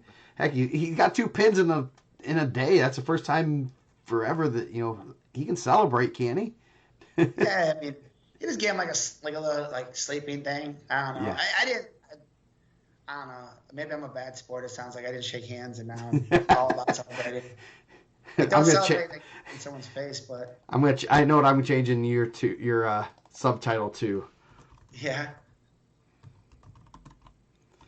Unsportsmanlike. Yeah. I'm more of a trash, subtle trash talker, but gets a pin there. And then close it out, Mason Day and Vanderloo Garten. I mean, it's already way put away, and another good win for Mason Day. Yeah. So it started off close. Obviously the 106-pound match. We're like, okay, this might be a little bit. This might be fun, and then obviously, as we said with the Crown Point match, you got to have your stoppers, and when your stoppers are Case Bell, and Revin Dickman back to back, yeah, that puts a stop to it real quick. Yeah, and I mean, you could almost say the same thing. Well, you don't say it as much at the 4A because anything could happen, but they're running out like 4 to 5 guaranteed wins every match, right? Yeah, you got 4 number ones. 4 number ones. So there's 4 that against Indiana kids that we are semi-projecting them to win. Yeah, then you're talking. Yeah. You got a bunch of guys in the top 5. 1, 2. I know Chris was in here earlier. He's talking about them. The only thing I caution to that of breaking the points record, and I don't even like talking about this knucklehead, is someone was standing on the board last year that Crown Point was going to smash this points record, and they probably had one of the most craziest meltdowns I've ever seen. Yeah. Brownsburg's really good. Crown Point was really good last year too. And you're saying that what they have last year, 4 number ones also, 5 number ones. Yeah. Because who was all number 1 last year for Crown Point? Gentris after winning out Smith, Will Smith, Will Clark, Paul Clark, Reinhardt, Shepard. Yeah. So you get 5 or 6 number ones, and it's not like they were just given those number one spots. Yeah. Yeah. So, good 4A breakdown and a lot of great matches. So, great day of wrestling. Bring it back to the Coliseum. Yeah. Like, you want everybody in there, man. It's a lot more fun to watch. You're seeing better matches. Yeah. It's loud. Like, you want an event to be loud. That's all. The snow and the roads and that's just me being that's just me messing around. I don't care about that. But like that, it was so quiet in there. It was weird. Yeah. Yeah. Like, And I, like you want some energy, play some music or something. I don't know. if you would have it at the Coliseum and you have all 4 classes there, I guarantee there's going to be a lot of stragglers that stick around after 1 and 2 and 3A are done to watch the 4A. Yeah. There'll be a lot more there. It might be 200 stragglers, it might be 100, but it's gonna be better than especially at 4A right there where it's Homestead, Portage. They're getting on the road as soon as possible. Avon, they don't have to very far to drive, but why are you gonna? I mean, what point you have to stick around to watch a team you see all the time? Teams you see all the time wrestle. So, and then Modern Day is gonna get on the road. All the other teams are going to get on the road, so it's not that. Yeah, I'm not calling Garcia a knucklehead. I'm saying someone else. I don't feel like I can even give him any kind of credence on the show. Yeah. Yeah. We'd say meaner things about Garcia than call him a knucklehead. Bill wanted to get home and watch the Steelers and the Ravens, so I'm sure they made a great time back to their region. That didn't go well either. Did I? And no, yeah, bad night for Coach Hawk. Yeah, so I kind of told him, I was like, oh man, a certain Brownsburg parent told me like, it sounds like you guys can leave early, and he was like, yeah, he's like, I can go home and he's like, they're not running the finals at the same time. I was like, no, he's like, we're going home and watch Steelers. Dang, man.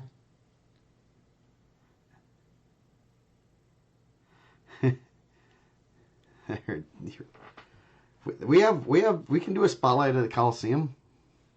We can. I mean, if that's, it's a lot better spotlight. It actually lights up like the full mat, not like it's not gonna be like a partial moon.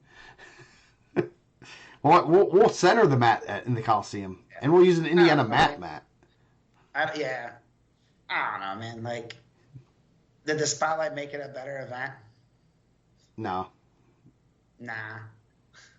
I'm staying there to watch because of the wrestling, not because of the spotlight. Yeah. And then basically in the bleachers, you just had all the parents. So. Yeah. Yes. So. There was 28 families there. Yes. Do we want to rank our sports movies before we go on? Yeah, let's go rank sports movies. Okay. Let me move the chat up and then put our little team. Oop, wrong thing. Where's my? There we go. So, 1, 2, 3, 5. So, do you want to go? Man, I got my 5. I don't really have them in an order. So I got a lot of on my honorable mention list. You want to do some honorable mentions? Yeah. So I got to ask because I looked up. I did look it up just to make sure I wasn't missing any movies. Forrest Gump has some sports in there. To me, Forrest Gump's probably the greatest Alabama football player to ever come out of there, right? Yes. Probably the smartest. Yeah, definitely the smartest. I looked at it. I looked it up, and one of them had Dodgeball as a sports movie. Dodgeball could be. They play the sport in there. Yeah, I had to laugh at that one. Are you more Globo Jim or Average Joe's? Average Joe's, obviously. But I thought that was kind of funny seeing that one on the. I did not expect.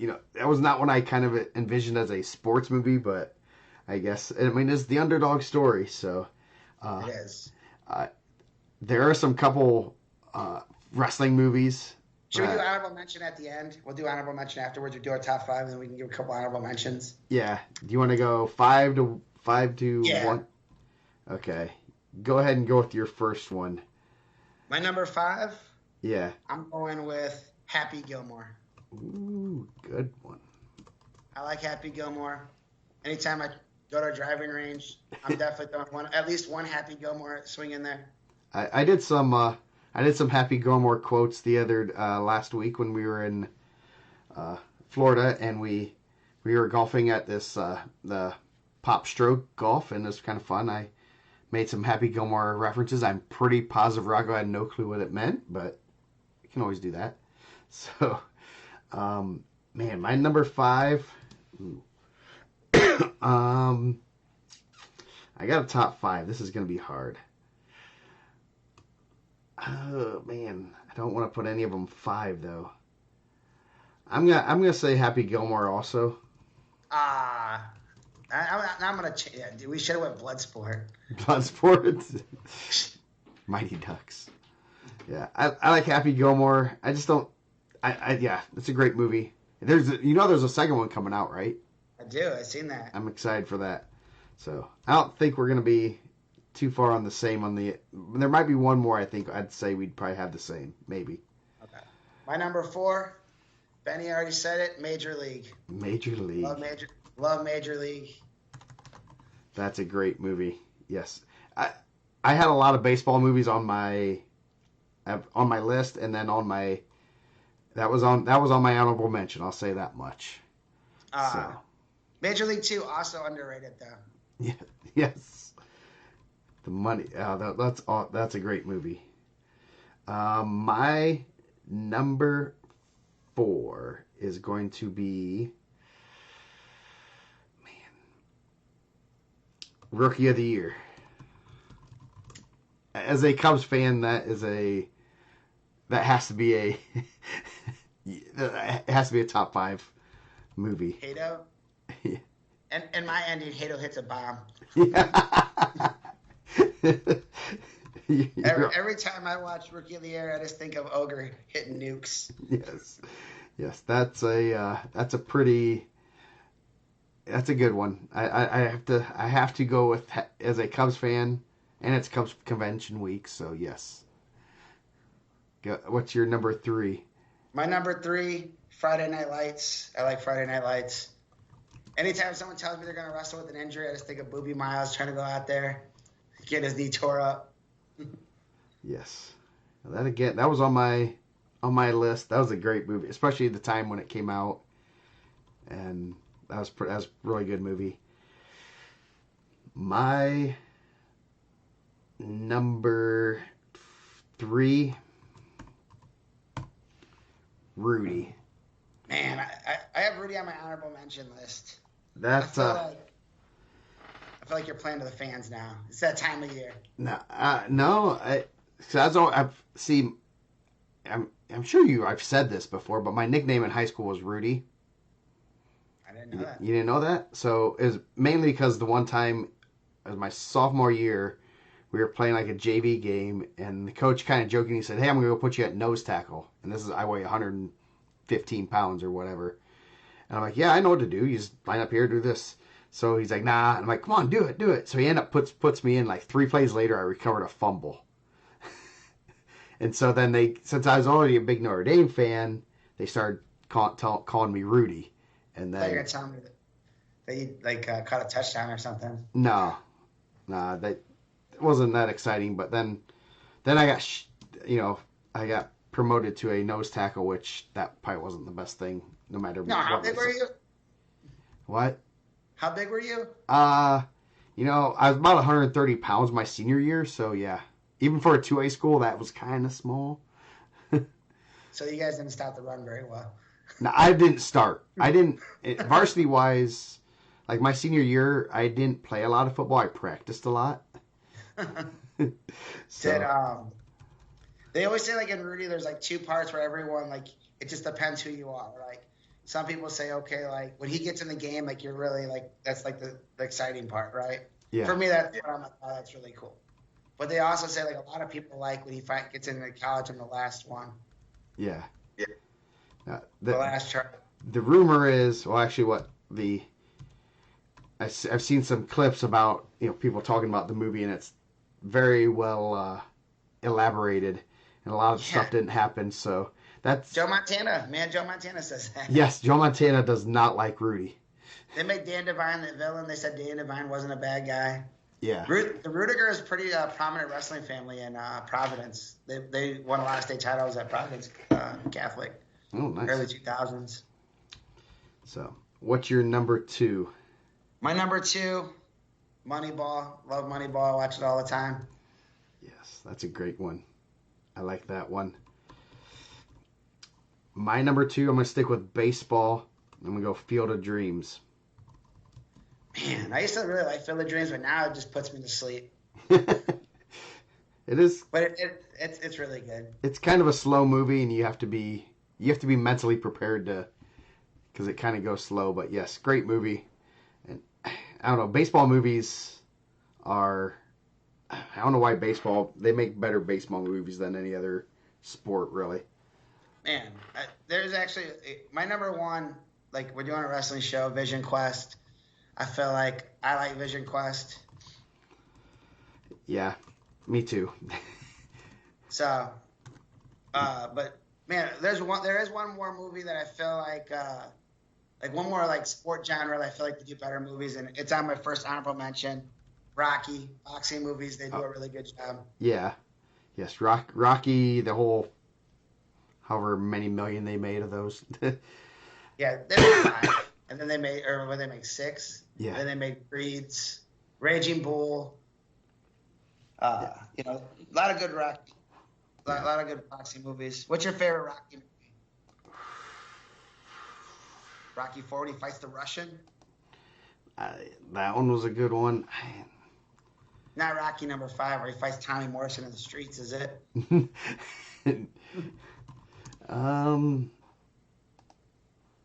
Probably 4's probably, going after the Russians.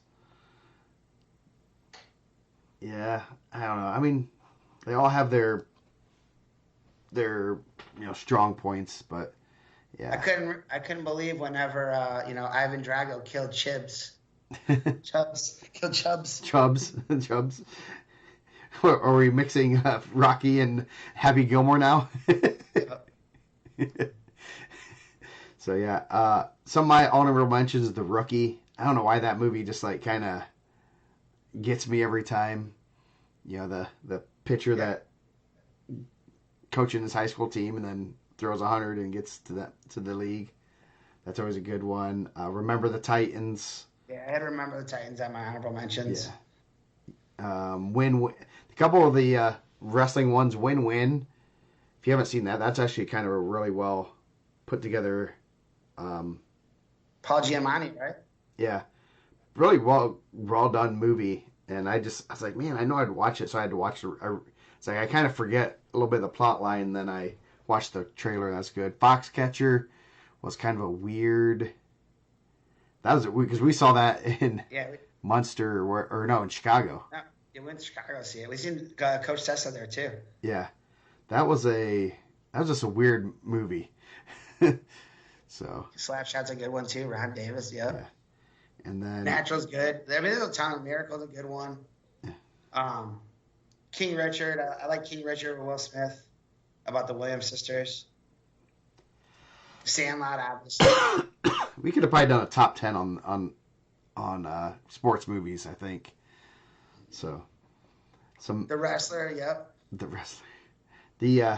I'll tell you, the best wrestling movie is Legendary with John Cena. Yep. The great John Cena he's not even doing the 5-knuckle shuffle. Yes. That was I sarcastically said that once, and I remember some of my wrestlers went and got the movie and they were so mad at me because it was such a bad movie. So, what about the actual wrestler with Randy the Ram? You don't like that one? Which one? The Wrestler with Randy the Ram. Randy the Ram. I do not know that one. It's a good one, man. And then there's The Last Champion. That was actually a fairly well done movie. It has like Gable, Jason Bryan's in that. I know that. And then there's supposed to be actually one's coming out about Anthony Robles. Yeah, there's Don Cheadle's in there. Yeah. Does Don Cheadle play the Arizona State coach who was there? Oh, What was it? Is that who John Cheadle's playing in that role? Because I don't remember. What's it? Unstoppable. Let's see. Docudrama. Anthony Robles is playing his double. Probably makes sense. Yeah. J Lo's in there. Michael Pena's playing Bobby Williams. Or no, Don Cheadle is playing Sean Williams. Yes. But I think that's Or Sean Charles. Sorry, Sean Charles, their head coach. okay. Yeah. That's, That'll be a good one. So I know that's kind of been a little bit out and stuff. You see the previews, it looks like it's pretty well done. They had Johnny DeJulius was McDonough yeah, from Iowa, and he said he was on Flow the other day, and they said one of the things was he said before the matches the Iowa coach would always slap the wrestler, and he told like the directors like, yeah, you probably want to do that, to get to get some effect and be good for the movie. And he said probably the worst thing he ever did, because they had to do like 15, 20 takes of this, so of him getting slapped and everything. And then he's like, it didn't even make the movie. So, man, still 2 topics left. Slow down there, Sarah. We'll take our time. So, anything else on movies? Any other good movies that we want to talk I about? thought that was all pretty good. I mean, sports movies are tough. Yeah. Like you can probably go genres and pick your favorite sports movie. Yeah, probably need to. Next time we'll just do like baseball or wrestling or something. That way you can get more narrowed down. Or Olympic sports. So we're gonna do what, top 10, pound for pound. Yeah. We'll do our top 10, and then maybe we'll adjust it afterward with the other guys. Probably like via text tomorrow and stuff. Okay. Okay, 1. That's pretty easy. Hockaday. Yeah. I'm on Jake Hockaday also. Okay, let's see. Oh, that's perfect. Okay, so number 2. Dickman. I'm also going Revan Dickman. Okay. Now it'll get a little dicey. I'm thinking we got basically 2 guys. Okay. Are we going to? I guess we need to just make a decision. Someone like Clinton Shepard, and even a Reinhardt type guy out with an injury, not wrestling this year. Do we include them or do we not? I think we do. Okay. So we have basically right now we have a who in our. My number 3 is easy. I'm even surprised that we're even. Well, I just wanted to do that before we got too far and got to the point where we gotta make sure who we are deciding. I'm saying probably Weaver. Oh, I was going Waylon Kressel. Oh, I'm not gonna disagree that. I think you can flip flop them. Yeah. I think 3 and 4. Yep. Warren Central, not Warren. Yeah, that one. I can't argue either way, either one over the other for. But 3, the top 4 pretty well there. Yeah. Now we have 5 is probably somewhere we're looking at a. I'm gonna make sure we're not missing anybody. I'm looking at the previous ones, bringing those up. Probably looking at like a Shepherd, a Case Bell's probably starting to come in the mix, and I know I'm missing somebody. Probably Nate Rio's probably in. Rio's in there. Probably Gendrous. Gendrous.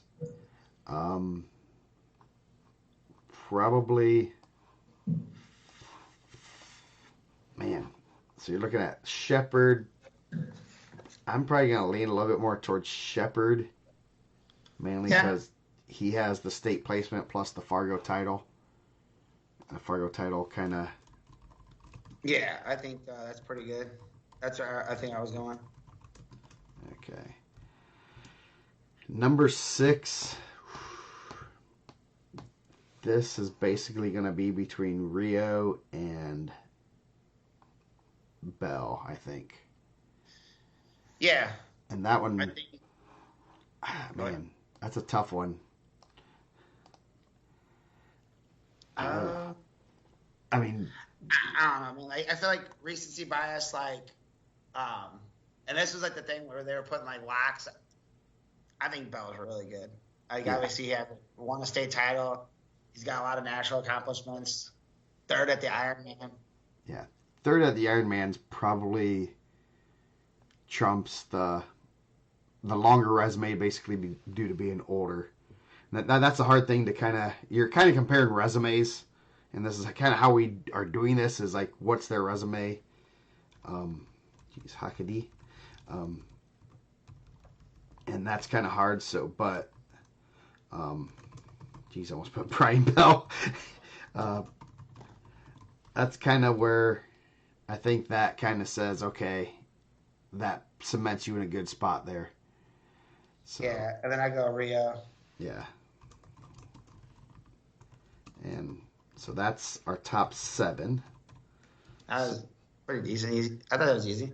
Yeah, yeah, that's fairly. I mean, we can make arguments for guys moving up or down. We're looking at like a Doster, Yep. Thrine, Gunnar Henry. He's pretty good. Isaiah Right. Schaefer's probably where I'm looking at, possibly. Oh, yeah, I guess we could have said. I mean, Gender's probably right in that mix too. He beat Rio this year. Yeah, Like, I guess we're not even going into head to head. yeah. All American. So probably change that to Gavin. I mean, I was trying to look at ranking stuff, just kind of see where you guys are at. oh jeez. And then Because I was gonna say, because Hybert's obviously had a really good career. He's had a lot of success, but Doster beat him, and so I was like, yeah. yeah. Where do we put Isaiah Schaefer? That's a good one to put in there. Placing at Ironman really kind of. I think someone said Reinhardt. I mean, Reinhardt was in the semis at Ironman or a couple years ago, right? Yeah. His sophomore year. Yeah, he Didn't was. Finished 6th. What did Schaefer finish this year? He finished 7th.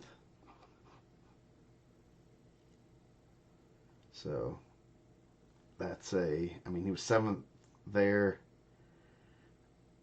3-time placer, was a runner-up last year. That's a tough. I mean, you got him. You have Gunnar Henry.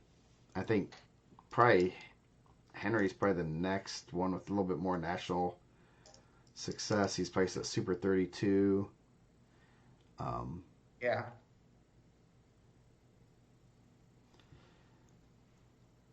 That was. Where do you put like a Simborski? I don't know if I can put him above because he hasn't really had the national success. Yeah, I mean, I think he hasn't wrestled those events, but yeah, as a part of it, he's a pretty good football player, right? yeah.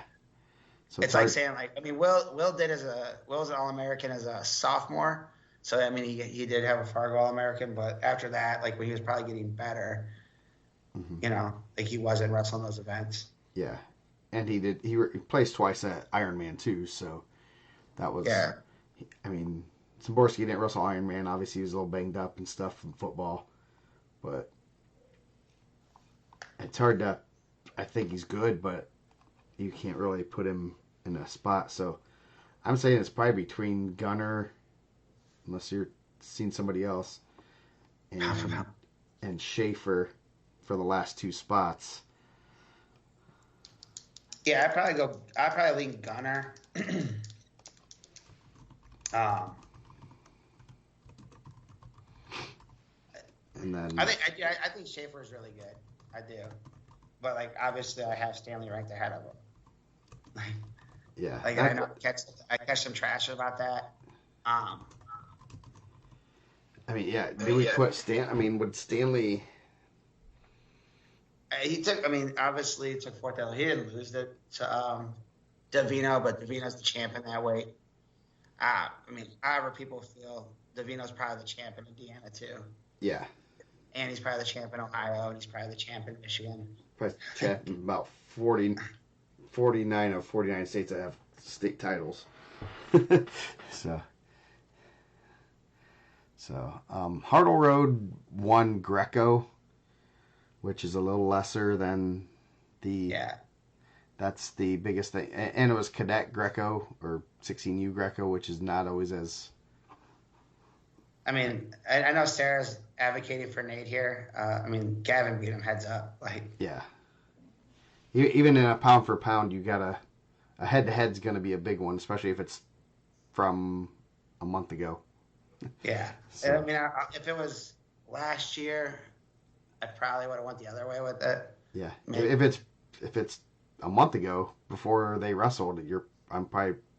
Yeah. Gavin's same. probably at 10, slipping in at 10 instead of 7. 100%. And so he's jumped not only Nate, but he probably jumped Schaefer and Henry too. So. And Gavin did place at Fargo and juniors. Was he? What was he? Was he 4th? Yeah, he was 4th in junior freestyle. So that's pretty good too. Yeah. You can't discount that. At what weight? 26, I think. Pretty stacked weight. Because Rio hasn't wrestled. Okay, he was 4th in 2023 in junior freestyle at 106. So a little bit different there. So Gavin has the resume. So and a big win there. So but anyway, so there's our top 10. That was a little bit easier than anticipated. Obviously, there can always be disagreements. How do we go at the bottom? What do you say? I can't see. Who do we go? 8, 9, 10? 8 was Rio, Henry was 9, and Schaefer was 10. I mean, when you got a guy that places at the Iron Man as your 10th, that's the depth in Indiana is getting better. You know, as we said a few weeks ago, you know, where do we put Case Bell in our pound for pound? Bell's really, I don't recall very often mid-season. We're a little bit past mid-season where we're putting a freshman in the top 6. I mean, where would we have put Jesse his freshman year? He'd have been pretty high. I mean, he was already. I mean, Jesse was coming in with like different. Like he had already beat the state champ. I mean, so did not Dickman, but Bell. So he probably would have been that same mix. I mean, we probably have it still, right? Yeah, I might have to look for it here later. I'll look for it later because I'll take a little bit of digging. But I'm sure we have it, and I'm sure we did one. See, what year did he graduated in? Yeah, Bella definitely move up because Hockaday graduate and Noah Weaver graduate. So I mean, that's 2 spots. Yeah, he'll be worst case. He'll be 3. Man, I mean, that's crazy. We probably shouldn't even have a state finals, right? Yeah. Sounds like they'll just come right in the same area. Mendez hasn't cracked top 10 pound for pound. What year did he? Not on this list, right? Like Jesse's probably not a top 10 guy here. No, not at all. So he graduated in 2022. So I'll find that one. Yeah, I mean, Seltzer probably not a top 10 guy on this list either, right? Yeah. He's not from the county. So, Do you think if you say comments 10 times in a row, that makes it change the list, or does it make it just solidify that we're not changing the list? so this week's action, we got kind of 2 weeks of before 2 full weeks, and it's sectional week. First, we do have girls state finals, and we will be doing a show on girls this week. I believe I'm going to try for Wednesday. I'll confirm that with Razzo, but the brackets are pretty much done. I sent them to him to make sure I did it right, and made sure there's one girl I got to double check her name, so I will get those out in the morning most likely. So we got a lot of conferences this next couple weeks, so should be some good matches. Dual meets this week. Not very many ranked matchups. Warren Central at Roncalli. That could be a good one. Man, there was actually something I put down that I wanted to say that I sidestepped. I forgot because we got off track. Man, they told me that no one wants to wrestle a duel at Brownsburg. I find that's crazy to me. As competitors, you don't want to go wrestle the best. They said that they struggle getting people to wrestle them in duels. That's nuts. In general, don't you feel like if you had anybody that you thought had a shot at winning a state title in those weights, that you would want to send guys to wrestle there? Teams are actively not wrestling. I would want to, test myself. I would like to see where the guys are. You'd have to have you want to have, I don't want to say you want to have a chance, but you want to be able to have a solid team where it's not embarrassing, but at the same time, go there and see where you're at and find stuff to work on. Don't you feel like it's a win-win? You win. If you win matches, you win, right? It's good. If you don't win, everyone expects you to lose anyways. Yeah. It's such a weird, because obviously I haven't been out coaching for that long, but at the same time I was never afraid to wrestle anybody, but there's also harder to say that right now with Center Grove, Crown Point, and is Valpo LC Wednesday a big duel? And Crown Point, Center Grove, and I'll have to look at the matchups. Brownsburg are on totally different levels. I know Center Grove's probably having a hard time because they're not in a conference anymore. Yeah. Crown Point doesn't because they have conference duels, 4 conference duels they have to wrestle. Or no, they're throwing 5 or 6 of them, don't they? I think they have to wrestle everyone in their conference. They have to wrestle Valpo, Michigan City. The comment Jesse was 5th in the world, and then had to come back and wrestle Michigan City on a Wednesday during the season. A dude probably coming out for the sport, a guy that's probably learning wrestling, and you had to wrestle a dude that's literally 5th in the world. Yeah. It'd be hard to wrestle the guy that's 5th in the state. Yeah. The guy was 5th in the entire planet of his age group. That's nuts. And there are 8 teams in there, so so they'll wrestle Maryville, Lake Central, Valpo, Michigan City, Portage. I feel like I'm missing one. Chesterton. Yeah, so they all wrestle single duels, weeknight duels, right? Yep. Okay, so there's 7 matches. So they have 7 duels, and then they have 7 mandated weeknight duels. Yep. Those teams cannot get out of those. Can't get out of them. Yeah. And I actually think it's frowned upon if you send your B team out there. Yeah. Because one year, Portage sent their B team so they can go to DCC, and I think the conference was their AD kind of got some noise from the conference. Yeah, and that's crazy that they make them wrestle 7 individual duels like that, and they don't have at least a conference super duel where they can knock out 3 of them or something.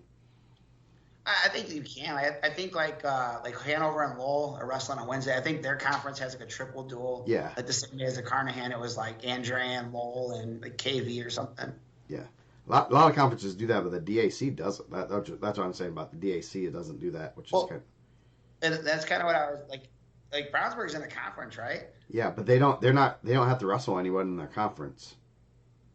That's weird. That's why I said when they were saying we don't get duels, I was they don't force you to wrestle them. No. And especially if you're a team that has a full JV, they have a full JV. Wouldn't you want to go get your guys matches too?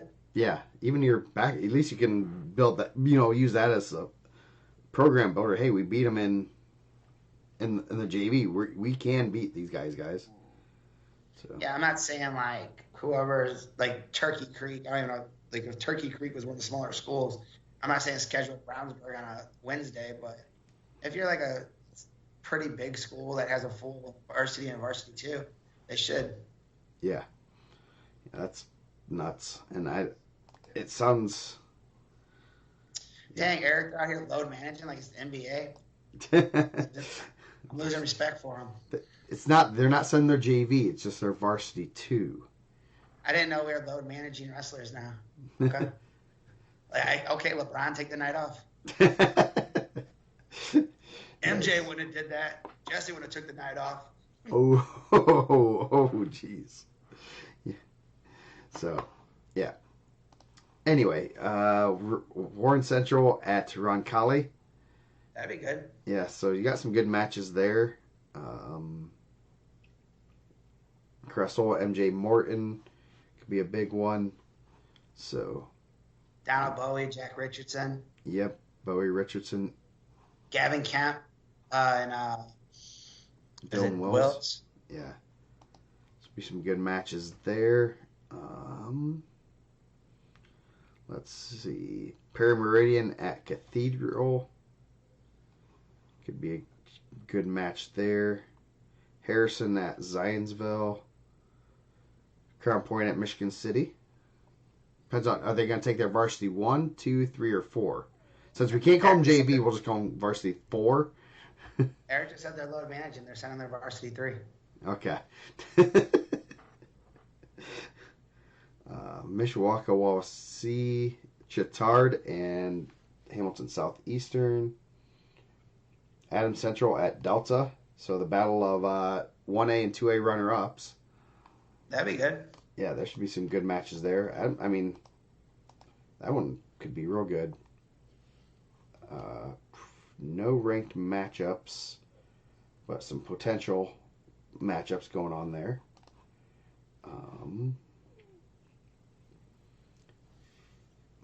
Modern Day at Wrights. That used to be a really big rivalry. I don't think it is now. Mount Vernon versus Mount Carmel, but not the Chicago Mount Carmel. I say Mount Carmel coming to Indiana twice. Alex, you crazy, bro. They're going to Mount Vernon Posey, and then they're going up to. They're taking out Indiana. That's a hike. Columbus East and Bloomington South. That could be a pretty good one. You're going to have Kirkpatrick and Amron Pratt. Didn't they just wrestle at Team State? I'm sure they get to run it back. And they just wrestle in the quarters. Did they? Yeah. Cooksey and Cooper. Did they wrestle? I'm thinking they didn't. For some odd reason, did they? I thought they did. You might be right. If only there was a website for that. Yes. Called Track Wrestling. Yep. Yeah, they did. 42-24. So, yeah. I don't know why I totally blanked on that. And then Chicago Mount Carmel at Crown Point on Friday. Good little rivalry duel there. Yes. Both teams are going to probably come in with a little bit of anger and such. So that I bet Mount Carmel wants that one bad. Oh, yeah. They're going to probably sense that Crown Point's down a little bit and want to... I think there's a little friction going on there. Oh, yeah. I think they like this duel. They kind of showcase, and then now I think it's a little heated. I think there's a nice little rivalry button. And also Friday night, if you're in the Indy area, the Purdue Polytech Rumble, Broad Ripple versus Downtown. Woo! That's going to be the Techie Bowl. They should have that in Mackey Arena or something. So, could be some good matches this week. Obviously, things slow down a little bit this time of year before sectional. So that's why we talk more about ranking pound for pound in sports movies. poorly rated sports movies. Yeah.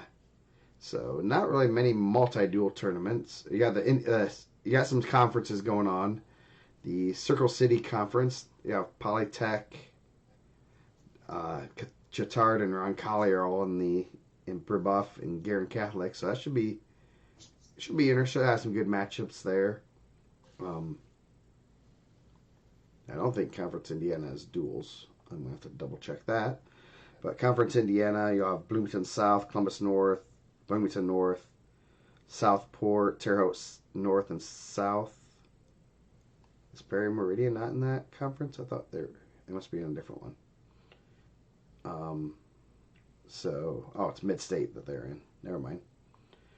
The Garrett Invite. Outside of the region, I'm not too familiar with everyone's conference, and I'm not even that familiar with our conferences up here either. They've been changing so much lately. The Garrett Invite should be pretty solid. Obviously, Garrett, Leo has some good kids. South Adams, East Noble's there. Norwell, Manchester. They got a couple Michigan teams in there that are pretty solid. So should be an interesting day there. Hoosier Heritage Conference is always one that we always like to keep an eye on. Delta, Greenfield Central, Mount Vernon, Newcastle, Pendleton Heights, Shelbyville, Yorktown, and New Paltz. That's probably one of the better conferences as far as just quality top to bottom. Man, there's what's the conference with Western and all those guys? That's my favorite conference because it's Lafayette, Harrison, Muncie. There's I feel like there's some indie teams in there. That's the one with Muncie South in it, or not Muncie South, Muncie Central. I know they've. Let's see, what is that? That's the North Central. Has Anderson, Kokomo, Lafayette, Jeff, Marion, Muncie Central, and Richmond. Is that the one you're thinking of? That's a nice mix. You got 3 semi-states represented right there. Yes. And they could sneak one of those those Indianapolis, Evansville teams in there. Yeah, you need to sneak in a Franklin or something. Isn't it kind of funny that everyone's Evansville's the best when really that's just Indianapolis? Yeah. When you were in Brownsburg, did you feel like you were in Evansville? No, I did not. Same. That's weird. I understand that's their semi-state, but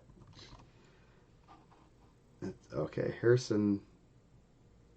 They're joining they're joining the. I was just reading the notes, but yeah, that is one of the weirdest conferences because it's the whole state, Richmond to Lafayette.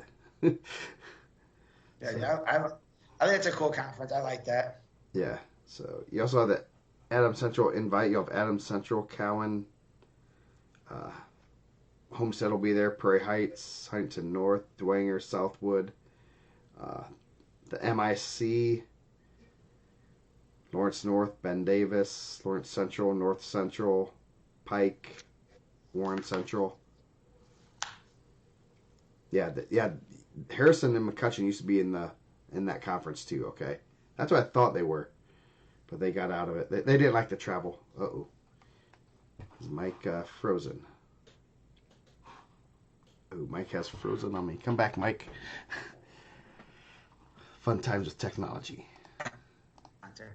Oh, I hear you, but I don't see you moving. You there, Mike? Oh, there you go. Yeah. The internet was telling me I need to go to bed. Nice. So, other conferences, that kind of jump out: Mid-State, Decatur Central, Franklin, Greenwood, Martinsville, Mooresville, Perry, Plainfield, Whiteland, Hoosier Hills, Bedford North Lawrence, Columbus East, Floyd Central, Jeffersonville, Jennings County, New Albany, and Seymour. And here, the Hoosier Crossroads. This is the Brownsburg Conference with Avon, Brownsburg, Fishers, Franklin Central, Hamilton Southeastern, Noblesville, Westfield, and Zionsville. So that one must be fun to seed if they're not required to wrestle anybody. Yeah, I think that's weird. Yeah. Right? Why don't you just go wrestle them? Yeah, I know they used to wrestle most of those I don't think, from Unless what there's I like can a, recall, I don't think they've wrestled all of those schools, but Brownsburg has wrestled many of them I mean, and that could be during the wrong. year. Maybe there's like some scheduling conflict. They don't wrestle during the week or something. Those other teams. I don't know. Yeah, a Like, and lot. if that's the case, then I'm sorry. I'm not familiar with your school's policies. Yeah, or conference policies. So yeah, that's a pretty good conference. That's gonna be a lot of good matches. Northern Indiana Conference, which is about 90% of Northern Indiana schools. Bremen, John Glenn, Mishawaka Marion, New Prairie, Penn, South Bend Not Adams. not Mishawaka, or Mishawaka's not in there anymore. No, it's just Mishawaka Marion. They're like in the something Lakes conference now. Yeah, Northern Lakes. Yeah, South Bend Adams and Riley. I still have Clay in there. South Bend St. Joe, South Bend Washington.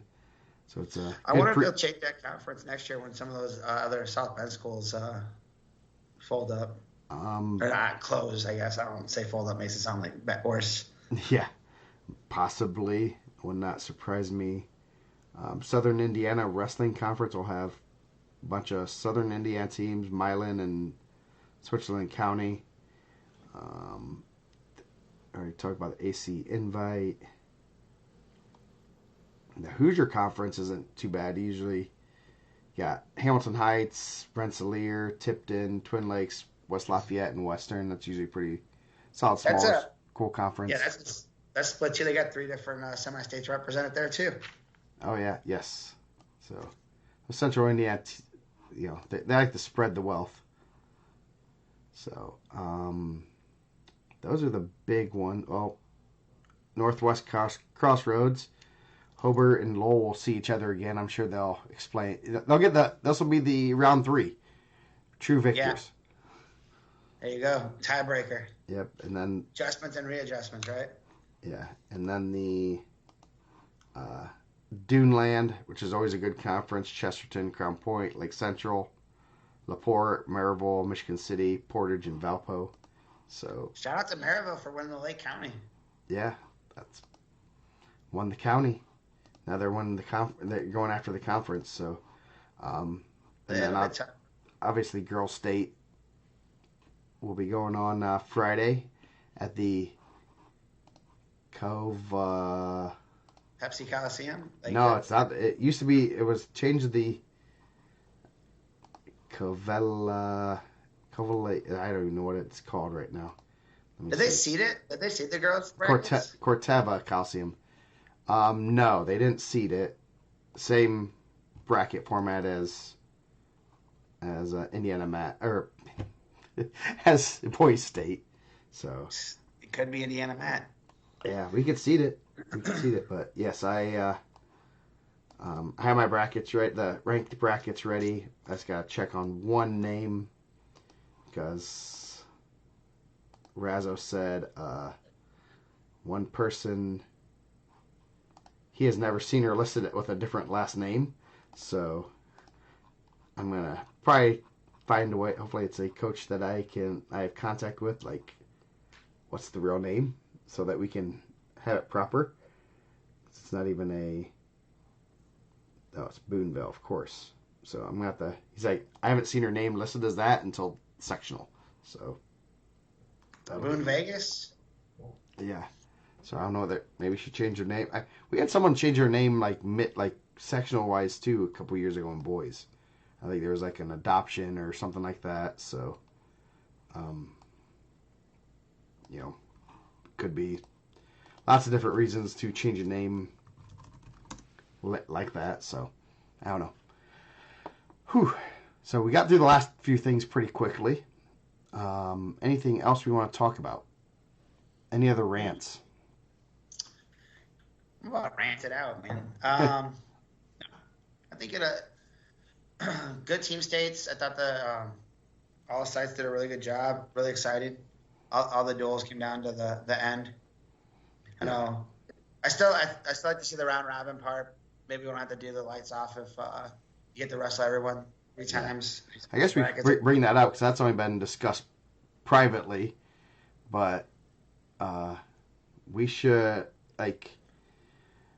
4A is kind of weird because a lot of teams see each other, and you miss some matchups, and you almost Yeah. wonder if we did mini a mini trike-off where if you win the first round, you make the semis. Those 4 teams will round robin for 3 matches, and then the bottom 3 teams or bottom 4 teams round robin for the last 4 spots. And so then you would get the Crown Point Brownsburg, and then you get everyone would wrestle each other. It'd be one more round. So I don't know if Yeah. the only thing is like especially this year you would have pinpointed the Crown Point and Brownsburg match as the finals match, but yet it wouldn't have been the Well, finals match. so like at the Trikoff, they kind of do it differently, I guess. Like, and that's kind of the format I was thinking. Is you wrestle the same brackets, so it has still been modern day Brownsburg, and then essentially the winners stay on their mat. So then you would have to take the losers over. So then you would have Okay. just taken Crown Point over to the Brownsburg mat, Ah. and then stay over there, and o- then you get winners and wrestle third and fourth. Okay. I didn't know that they did on the fly switching at the trike-off. Yeah, so like basically winner stays on their mat. Okay. I guess I've only been to a few trike-offs. I didn't know it was. I thought it was just set top bracket, but I mean, usually it was 1 or 2 seeds, so it wasn't. And I think you get one more match for those. We get one more for those Yeah. guys that are there. You would have got Homestead, Avon didn't hit each other, right? And then you would have got Portage and um, who didn't they hit? Cathedral. Yeah. I think it's just another thing. Kind of get some more matchups. Yeah. And good matches for us to watch and analyze and have more data for, especially for some of the teams that we don't get to see versus those 4 teams like like a Homestead seeing another who do you say they would have seen Cathedral. or no they saw No, no, sorry. Avon. Avon. They would have seen Avon, which is a match that we don't get to see. So some more data points for us. So Yeah. yeah, that would be a good one. But yeah, maybe we have to propose that to the right person. So yeah. Any I other? guess if that's what the coaches want. Yeah, that it'd be interesting to see what the coaches think about that. I think that would be, I mean, it'd be interesting to talk to them about and see what they think. I'm sure most of them, I'm sure the top 4 would say, yeah, I want another good match, but who knows? So Yeah. Good luck to all the girls competing this weekend. First IHSA state finals. I mean, I don't think it makes it less than the other state finals that they've competed in, but it's still cool to be the first. yes, should be some great matches, and we'll be highlighting those later in the week. So kind of looking forward to that. What is Hawkins? Oh, so anyway, we're gonna get going. We started a little earlier and still went long. So Not too long. We're getting done before 11 o'clock here, so midnight your guys' time. yeah, so I'll get a decent amount of sleep. So we will be. You still want to go Monday next week with the football game, or do you want to maybe push back to Tuesday? Yeah, we can push back. Okay, we'll push back. Plan on tentatively Tuesday next week. Slower week of wrestling, so um, let's see. Just double checking my calendar. Yeah, we